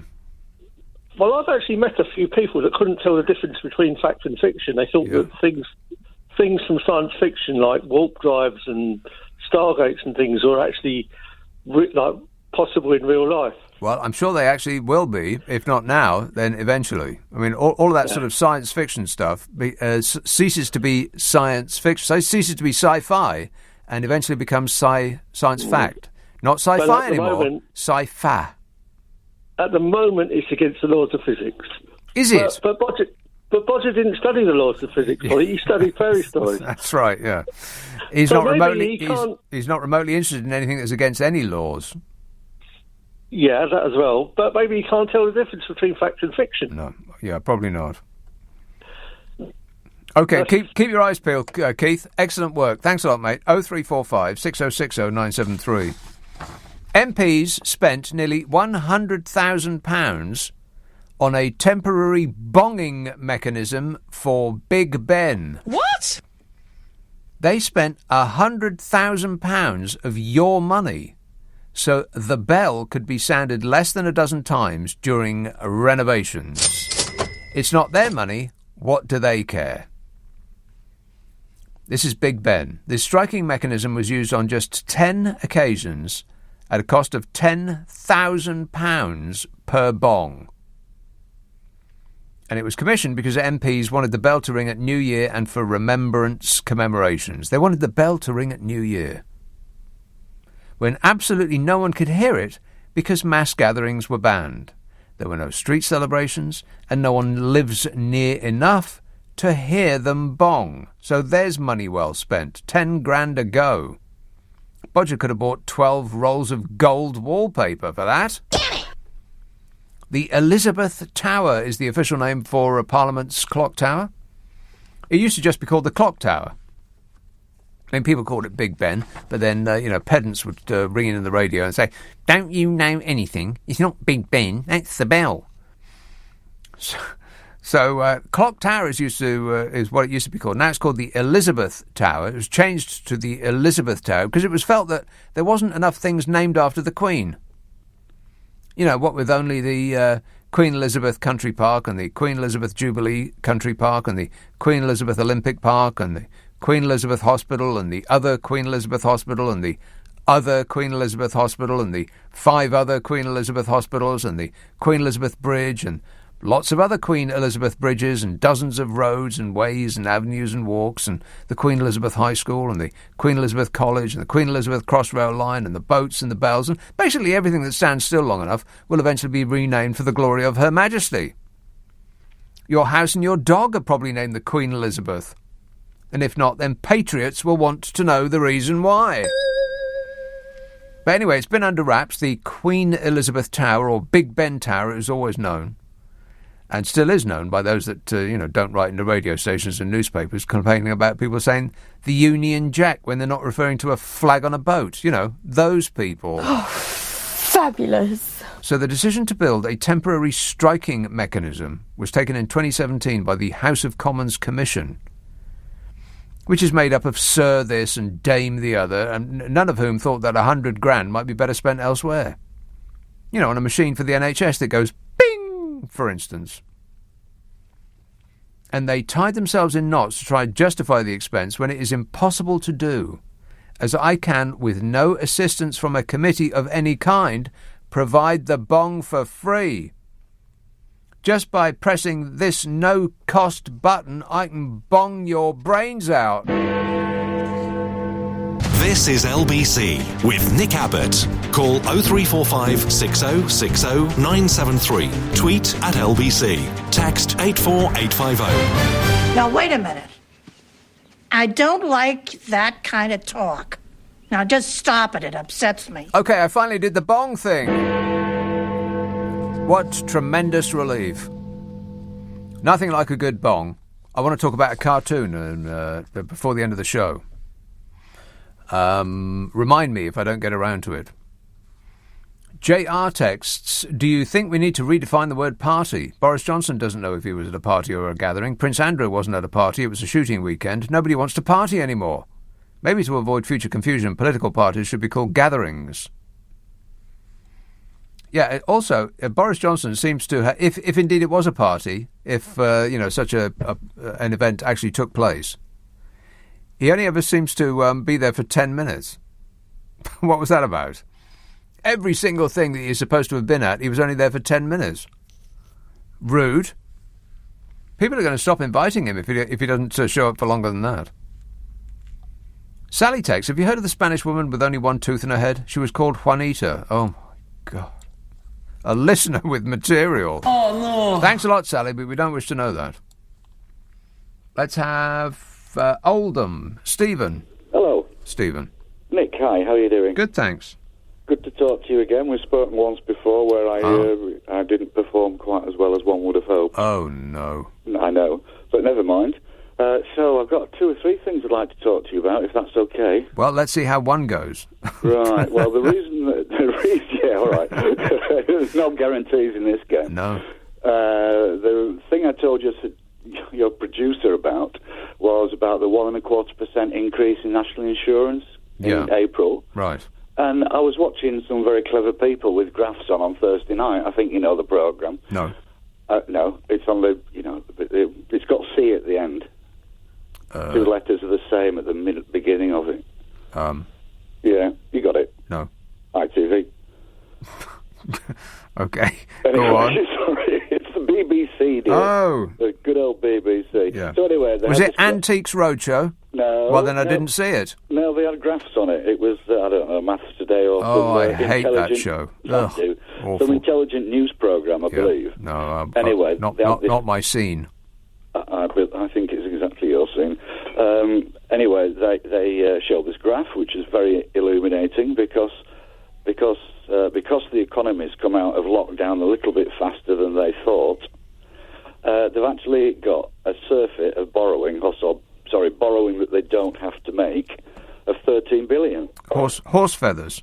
Well, 13 billion is exactly what they would earn from the 1.25% increase in NI. Right.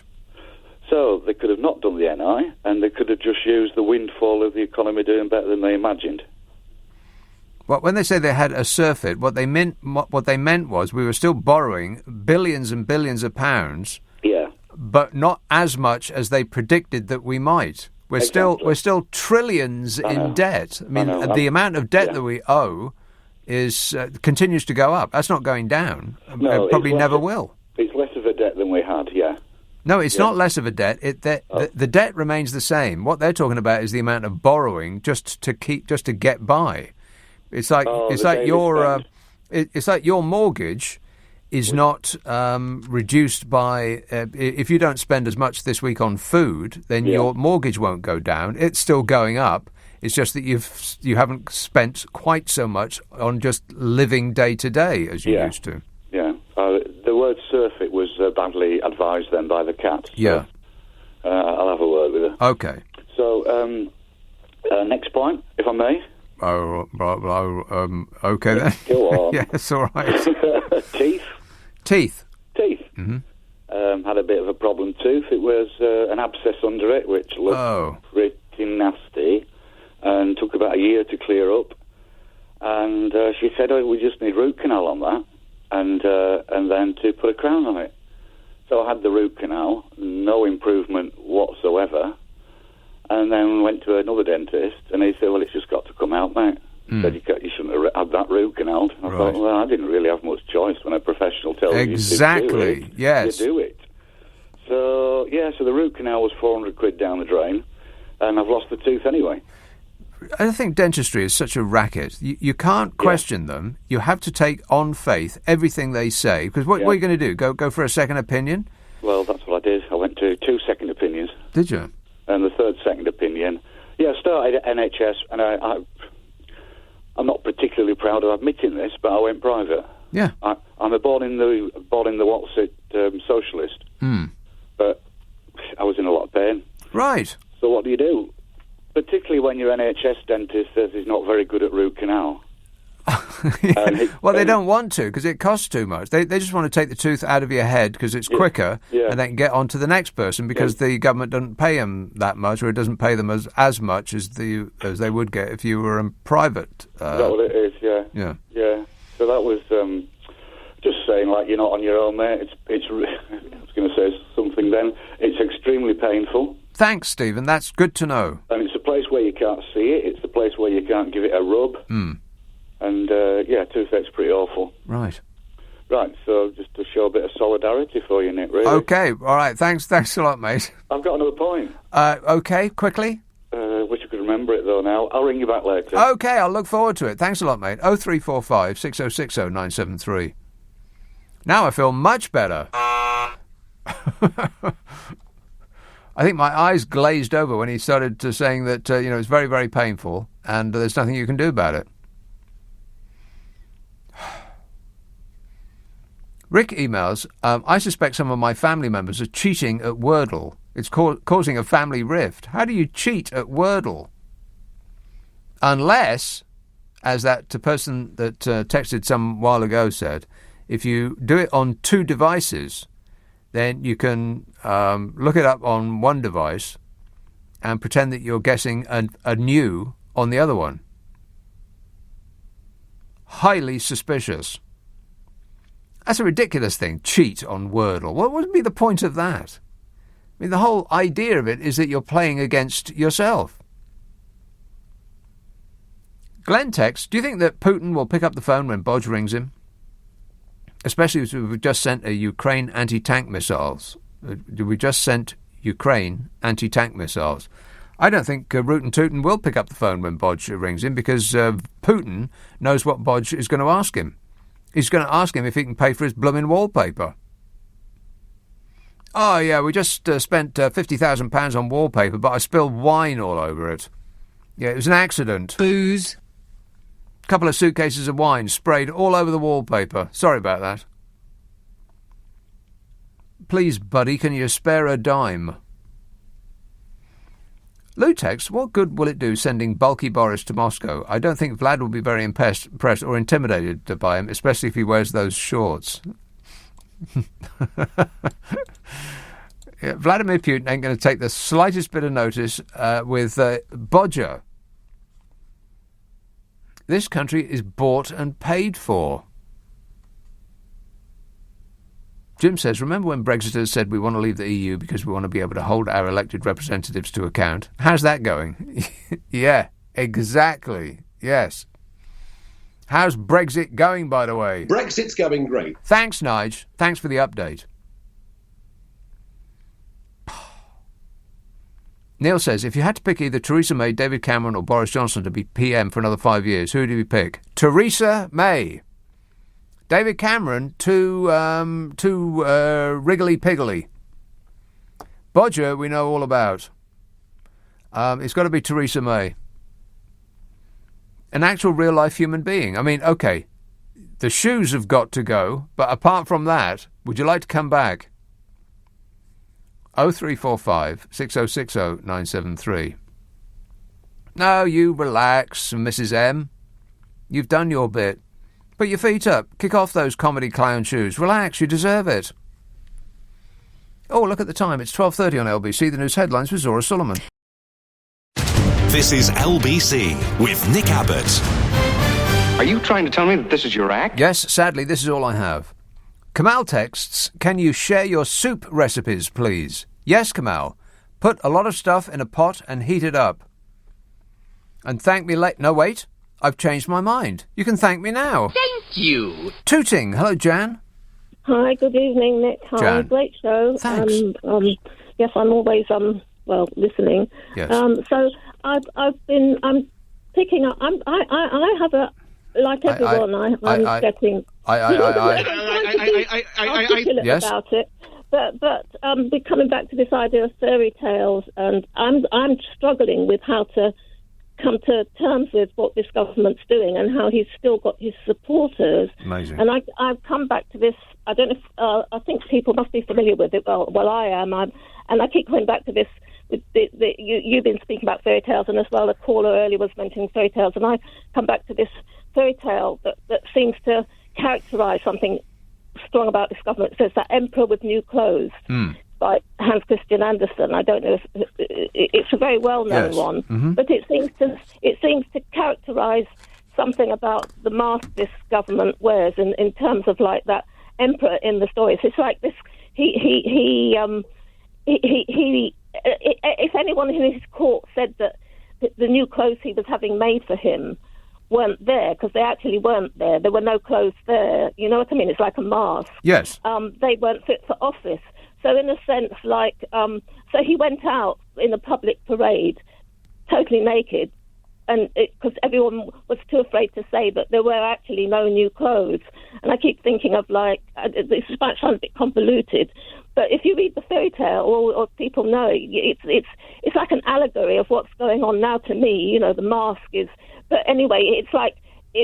Like he was saying, the clothes are as light as a spider's web, and yes. The king is in the altogether, but altogether he's altogether as naked as the day that he was born. and only right at the end, so he went out on this parade. Yeah, totally and some child said, "Yeah, look at that." Yeah, only the child who had these innocent. I've heard that song, Danny Kaye. It's excellent in every regard. Yeah, but I mean that's the thing. It's. I keep thinking of like you. And well, stop thinking about it, Jan. No, you keep telling us about the 40 hospitals that weren't built. There's the 37 billion wasted. There's so much going on, and everyone. Yeah. And Bodger Johnson's waddling about completely buck naked. Disgusting. Yeah, and they're all looking the other way, and that's the most who wouldn't? thing. Who wouldn't look the other way? Oh, no. I mean, if you saw that, you'd avert your eyes really, really quickly, because once seen, you can't unsee it. Trust me. Yeah, I've got to go, Jan, but stop thinking about it. It's going to mess with your melon, man. 0345 6060 973. And try decaffeinated coffee once in a while. You're virtually hysterical. Heather texts, I feel so sorry for Sue Gray. She must cringe every time she hears her name on the media. Yeah, that's right. Yeah, can you imagine? Sue Gray, Sue Gray, Sue Gray, Sue Gray, Sue Gray, Sue Gray, Sue Gray. I don't believe that any such person exists. It's a figment of our imagination. They're just trying to hypnotise us. If they just keep saying that name over and over again, we'll fall into a trance. Gwenny texts, looking for some plutonium for my handmade thermonuclear weapon. I just don't trust Bodger's diplomatic efforts. Well, the best of luck with that, Gwenny. Hey, you know what needs to come back? 24. I was thinking about that just the other day, because I've been enjoying the new series of Dexter, which is very good. Haven't got to the end of it yet. But 24, they really need to make 24 again, don't they? I'd be thrilled if they did that again. Enough time's gone by. You just got to get the right script, that's all. Don't bring it back if you haven't got the script. But somebody should be able to write that. I bet they're thinking about it right now. Stick it in the can and squirt it up the television. Margaret emails, when Boris was Foreign Secretary, he went to Iran to get out Nazanin Zaghari-Ratcliffe, freed from prison. She's still there. What do you think Boris's chances will be in negotiations with Vlad avoiding World War III? I'd say nil. I'd say nil too. As in zero.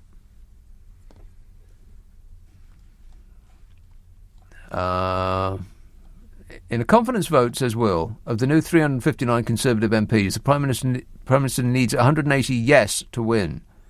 What do you think would happen if he got 200 yes and 159 no?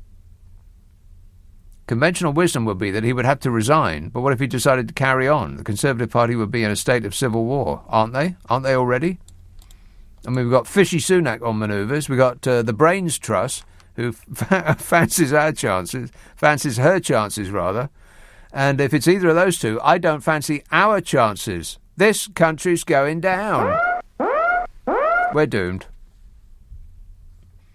I want to talk about cartoons in a minute. Sedgley, hello, Ralph. Good morning, Nick. How are you? I am great, mate. I'm going to be controversial tonight. Don't too alarmed. But I was thinking to myself, to solve the problem of this country, we were told that there's 1 million jobs free. Am I right by saying that? 1 million jobs free. I don't know what the specific number is, but yeah, let's go with that. Well, anyway, by June, they're saying they want to get in 500,000 people who are unemployed into these jobs. Right, whether they're appropriate for them, or they're in their locale, or they want to do them or not. You got the idea. You got the idea. But these people don't have a say now in my book. They have got to do these jobs if they voted for Boris and they voted for Brexit.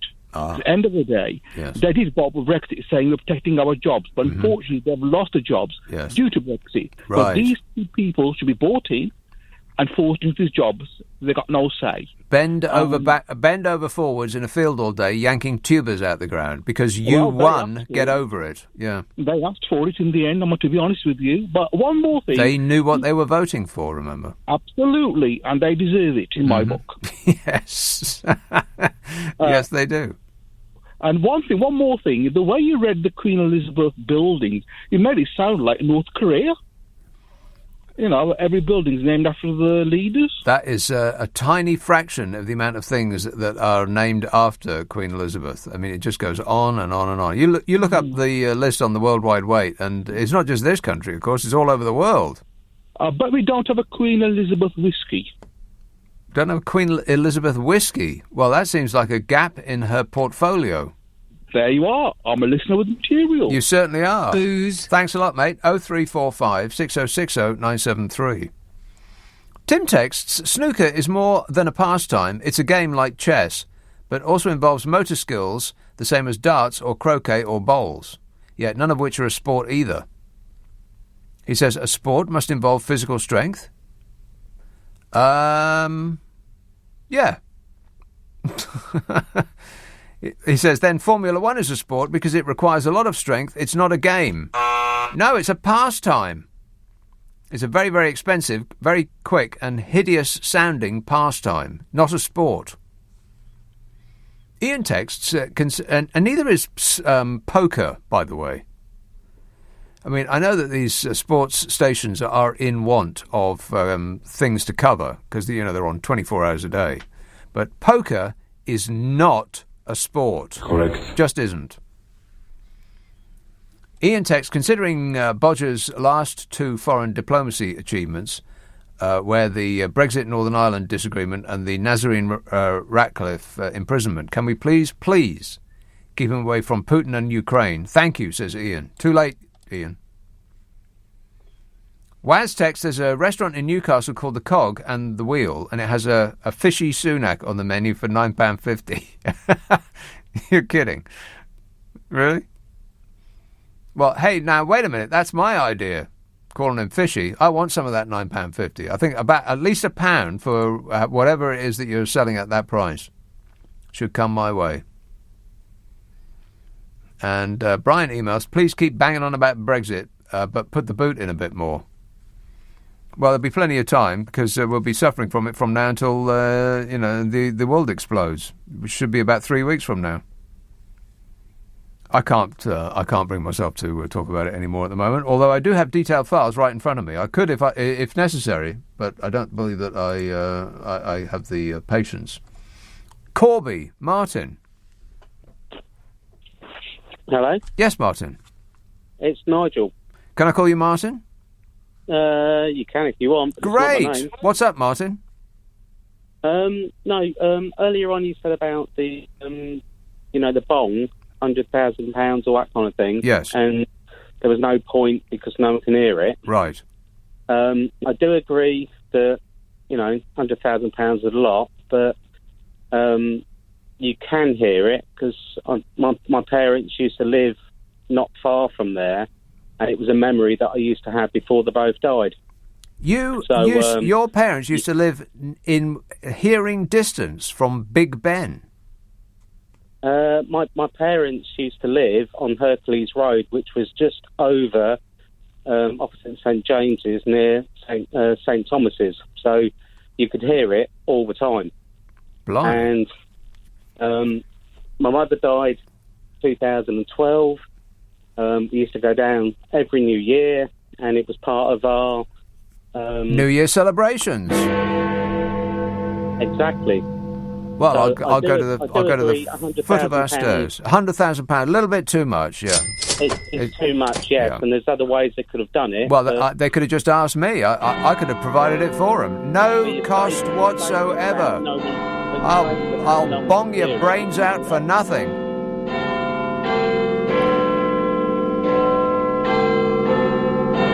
Zero cost to you, the consumer. But your statement about no one could hear it was incorrect. Incorrect in every respect. All right, thanks for setting me straight there, Nigel. 0345 6060 973. Andy texts, a few requests for Bodger's Clash karaoke. Bank robber. Should I stay or should I go? What's my name? Lost in the supermarket and straight to hell. Were they all Clash songs? My interest in the Clash sort of dissipated after the first album. Riot, I want to riot.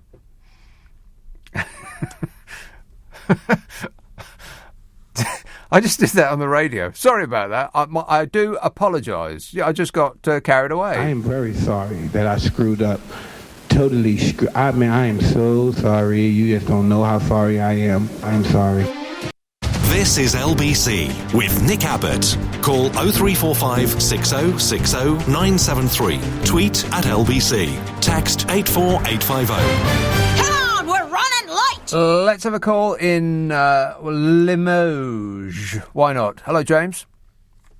Good morning, Nick. Speak up, James. Morning, Nick. Oh, Can there hear you me are. now? Yes, I can hear you now. I was nodding off then. Nodding off? Well, it's 1 o'clock. Well, it's 1 o'clock. Almost 1 o'clock, Isn't it? yes. And yet I am wide awake. Curious. It's nearly 2 here. Oh, right. Yeah. You do know that this entire show does get squirted up the internet as a podcast. You can listen to it any time you like. Well, I have done, actually. Yeah. Right. It's called Nick Abbott, The Whole Show. Ask for it by name. Nick Abbott, The Whole Show. Yeah, and I can get it on Global Player. On Global Player. Well, it's cold and damp, by the way. Let you know in the Limoges. Well, I'm very glad to hear that. I thought you'd be pleased to Yes, hear I that. am Even pleased. the pool's frozen over. So Excellent. Oh, terrible. Bit of deja vu I'm having here. I've lived through.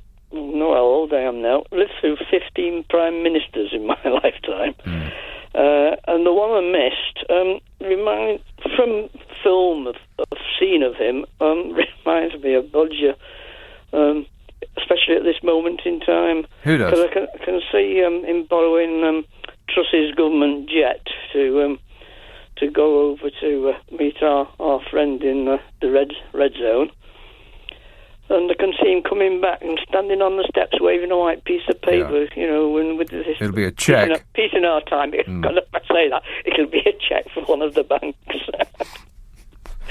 Oh, dear. A cheque to cover his sofas and his lamps and his scatter cushions and all the rest of it. And that wallpaper he messed up, Yeah. But just changing the subject, just a quick... I was surprised you never saw Threads. Threads? No, I never even heard of it. Really? Oh, it was frightening. When was that out? I think it must have been in about the 70s. Oh, okay.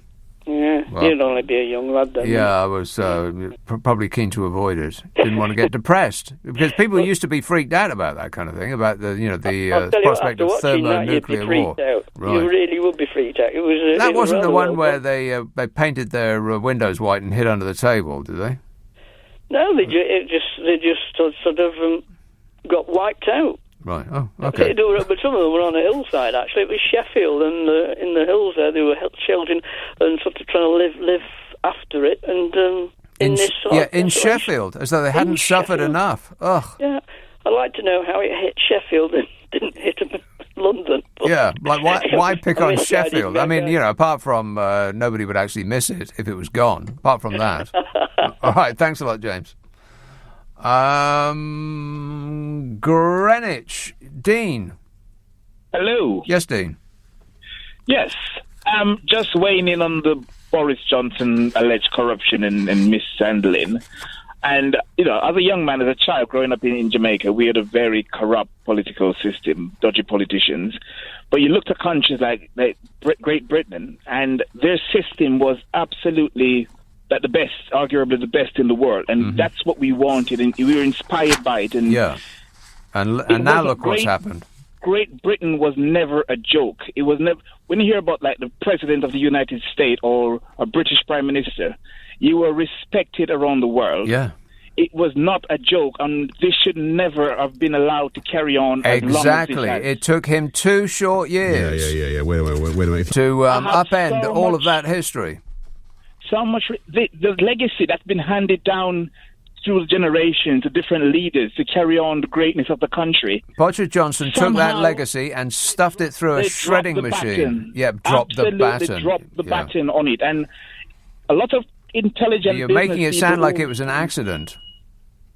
A lot of clever, intelligent business people who support Boris Johnson now, they would never employ him to run their business. So what's in it? Why are they money? In it's office? All about the money, honey.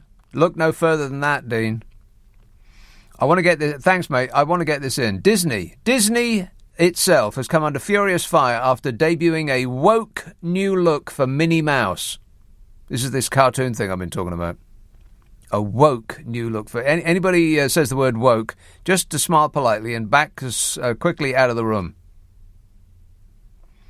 A woke new look for Minnie Mouse. People are very, very angry about it. It's seen the beloved character abandon the signature red polka dot dress in favour of a progressive blue pantsuit designed by Stella McCartney. No! People are furiously angry, standing in the middle of the street with their fists clenched, screaming the place down because Minnie Mouse has changed her clothes. Because, that makes sense.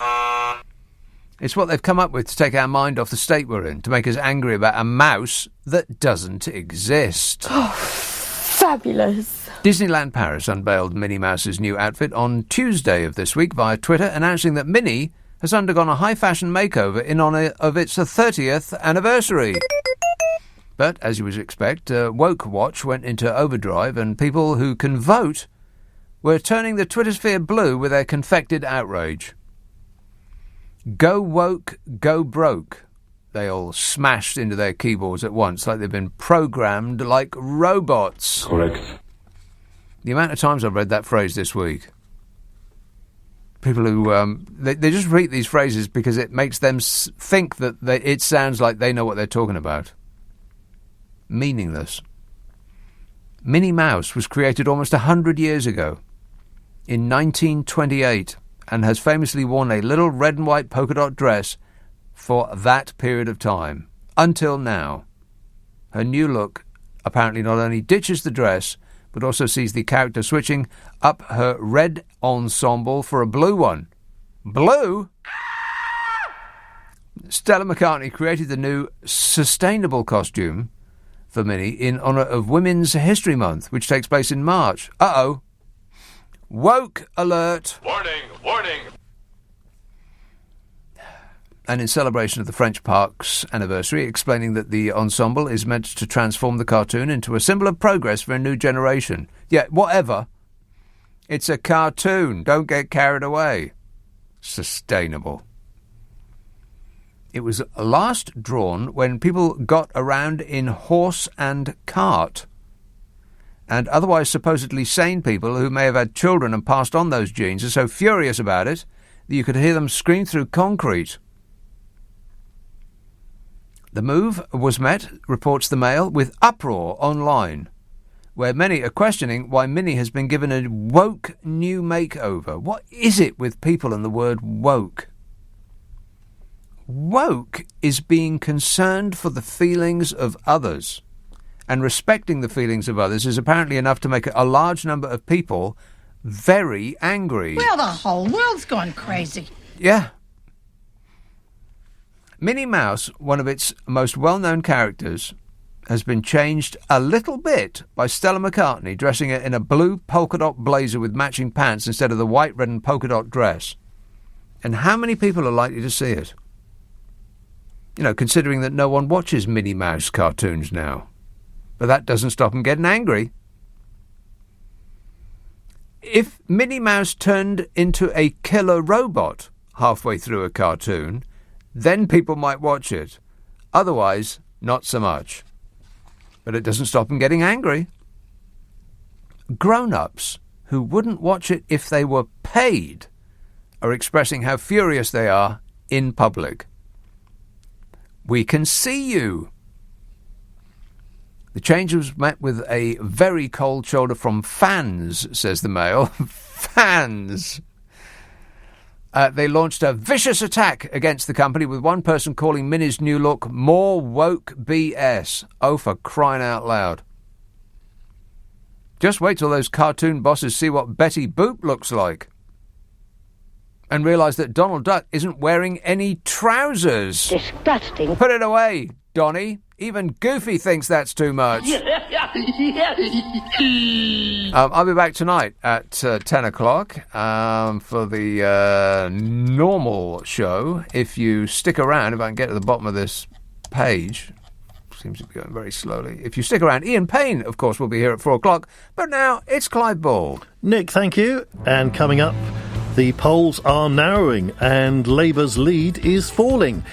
So, as the much-anticipated, probably redacted Sue Gray report arrives on his desk, could Boris Johnson have achieved the great escape, I wonder? Also, we'll keep you updated with Storm Malik, and do get in touch with your storm reports. We'll have a look at the front pages of the Sunday papers, some interesting things there. And we'll talk about gaming. Do you consider electronic games addictive, or are they just part of modern day entertainment? That and much more. Do join in. 0345 6060 973 is the number to call. On your radio, on Global Player, and Play LBC. leading Britain's conversation. This is LBC.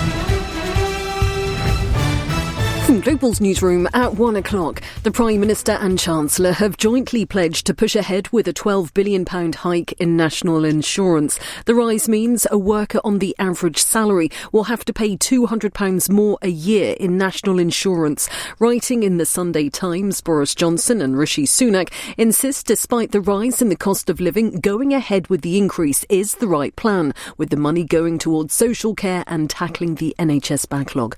Lib Dem MP Christine Jardine has told LBC increasing national insurance is not the answer, though. What we see now is that over the past year, the Chancellor has borrowed £13 billion less than was expected. This tax hike, it would raise £12 billion.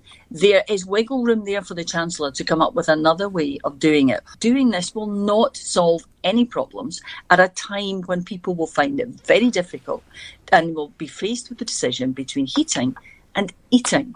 And they've been warned that it will make inflation worse. So actually, it's not the solution to anything. And that's the problem with it. Problem with it. Problem with it. Problem with it. Problem with it. Problem with it. Problem with it. Problem with it. Problem with it. Problem with it. Problem with it. Problem with it. Problem with it. Problem with it.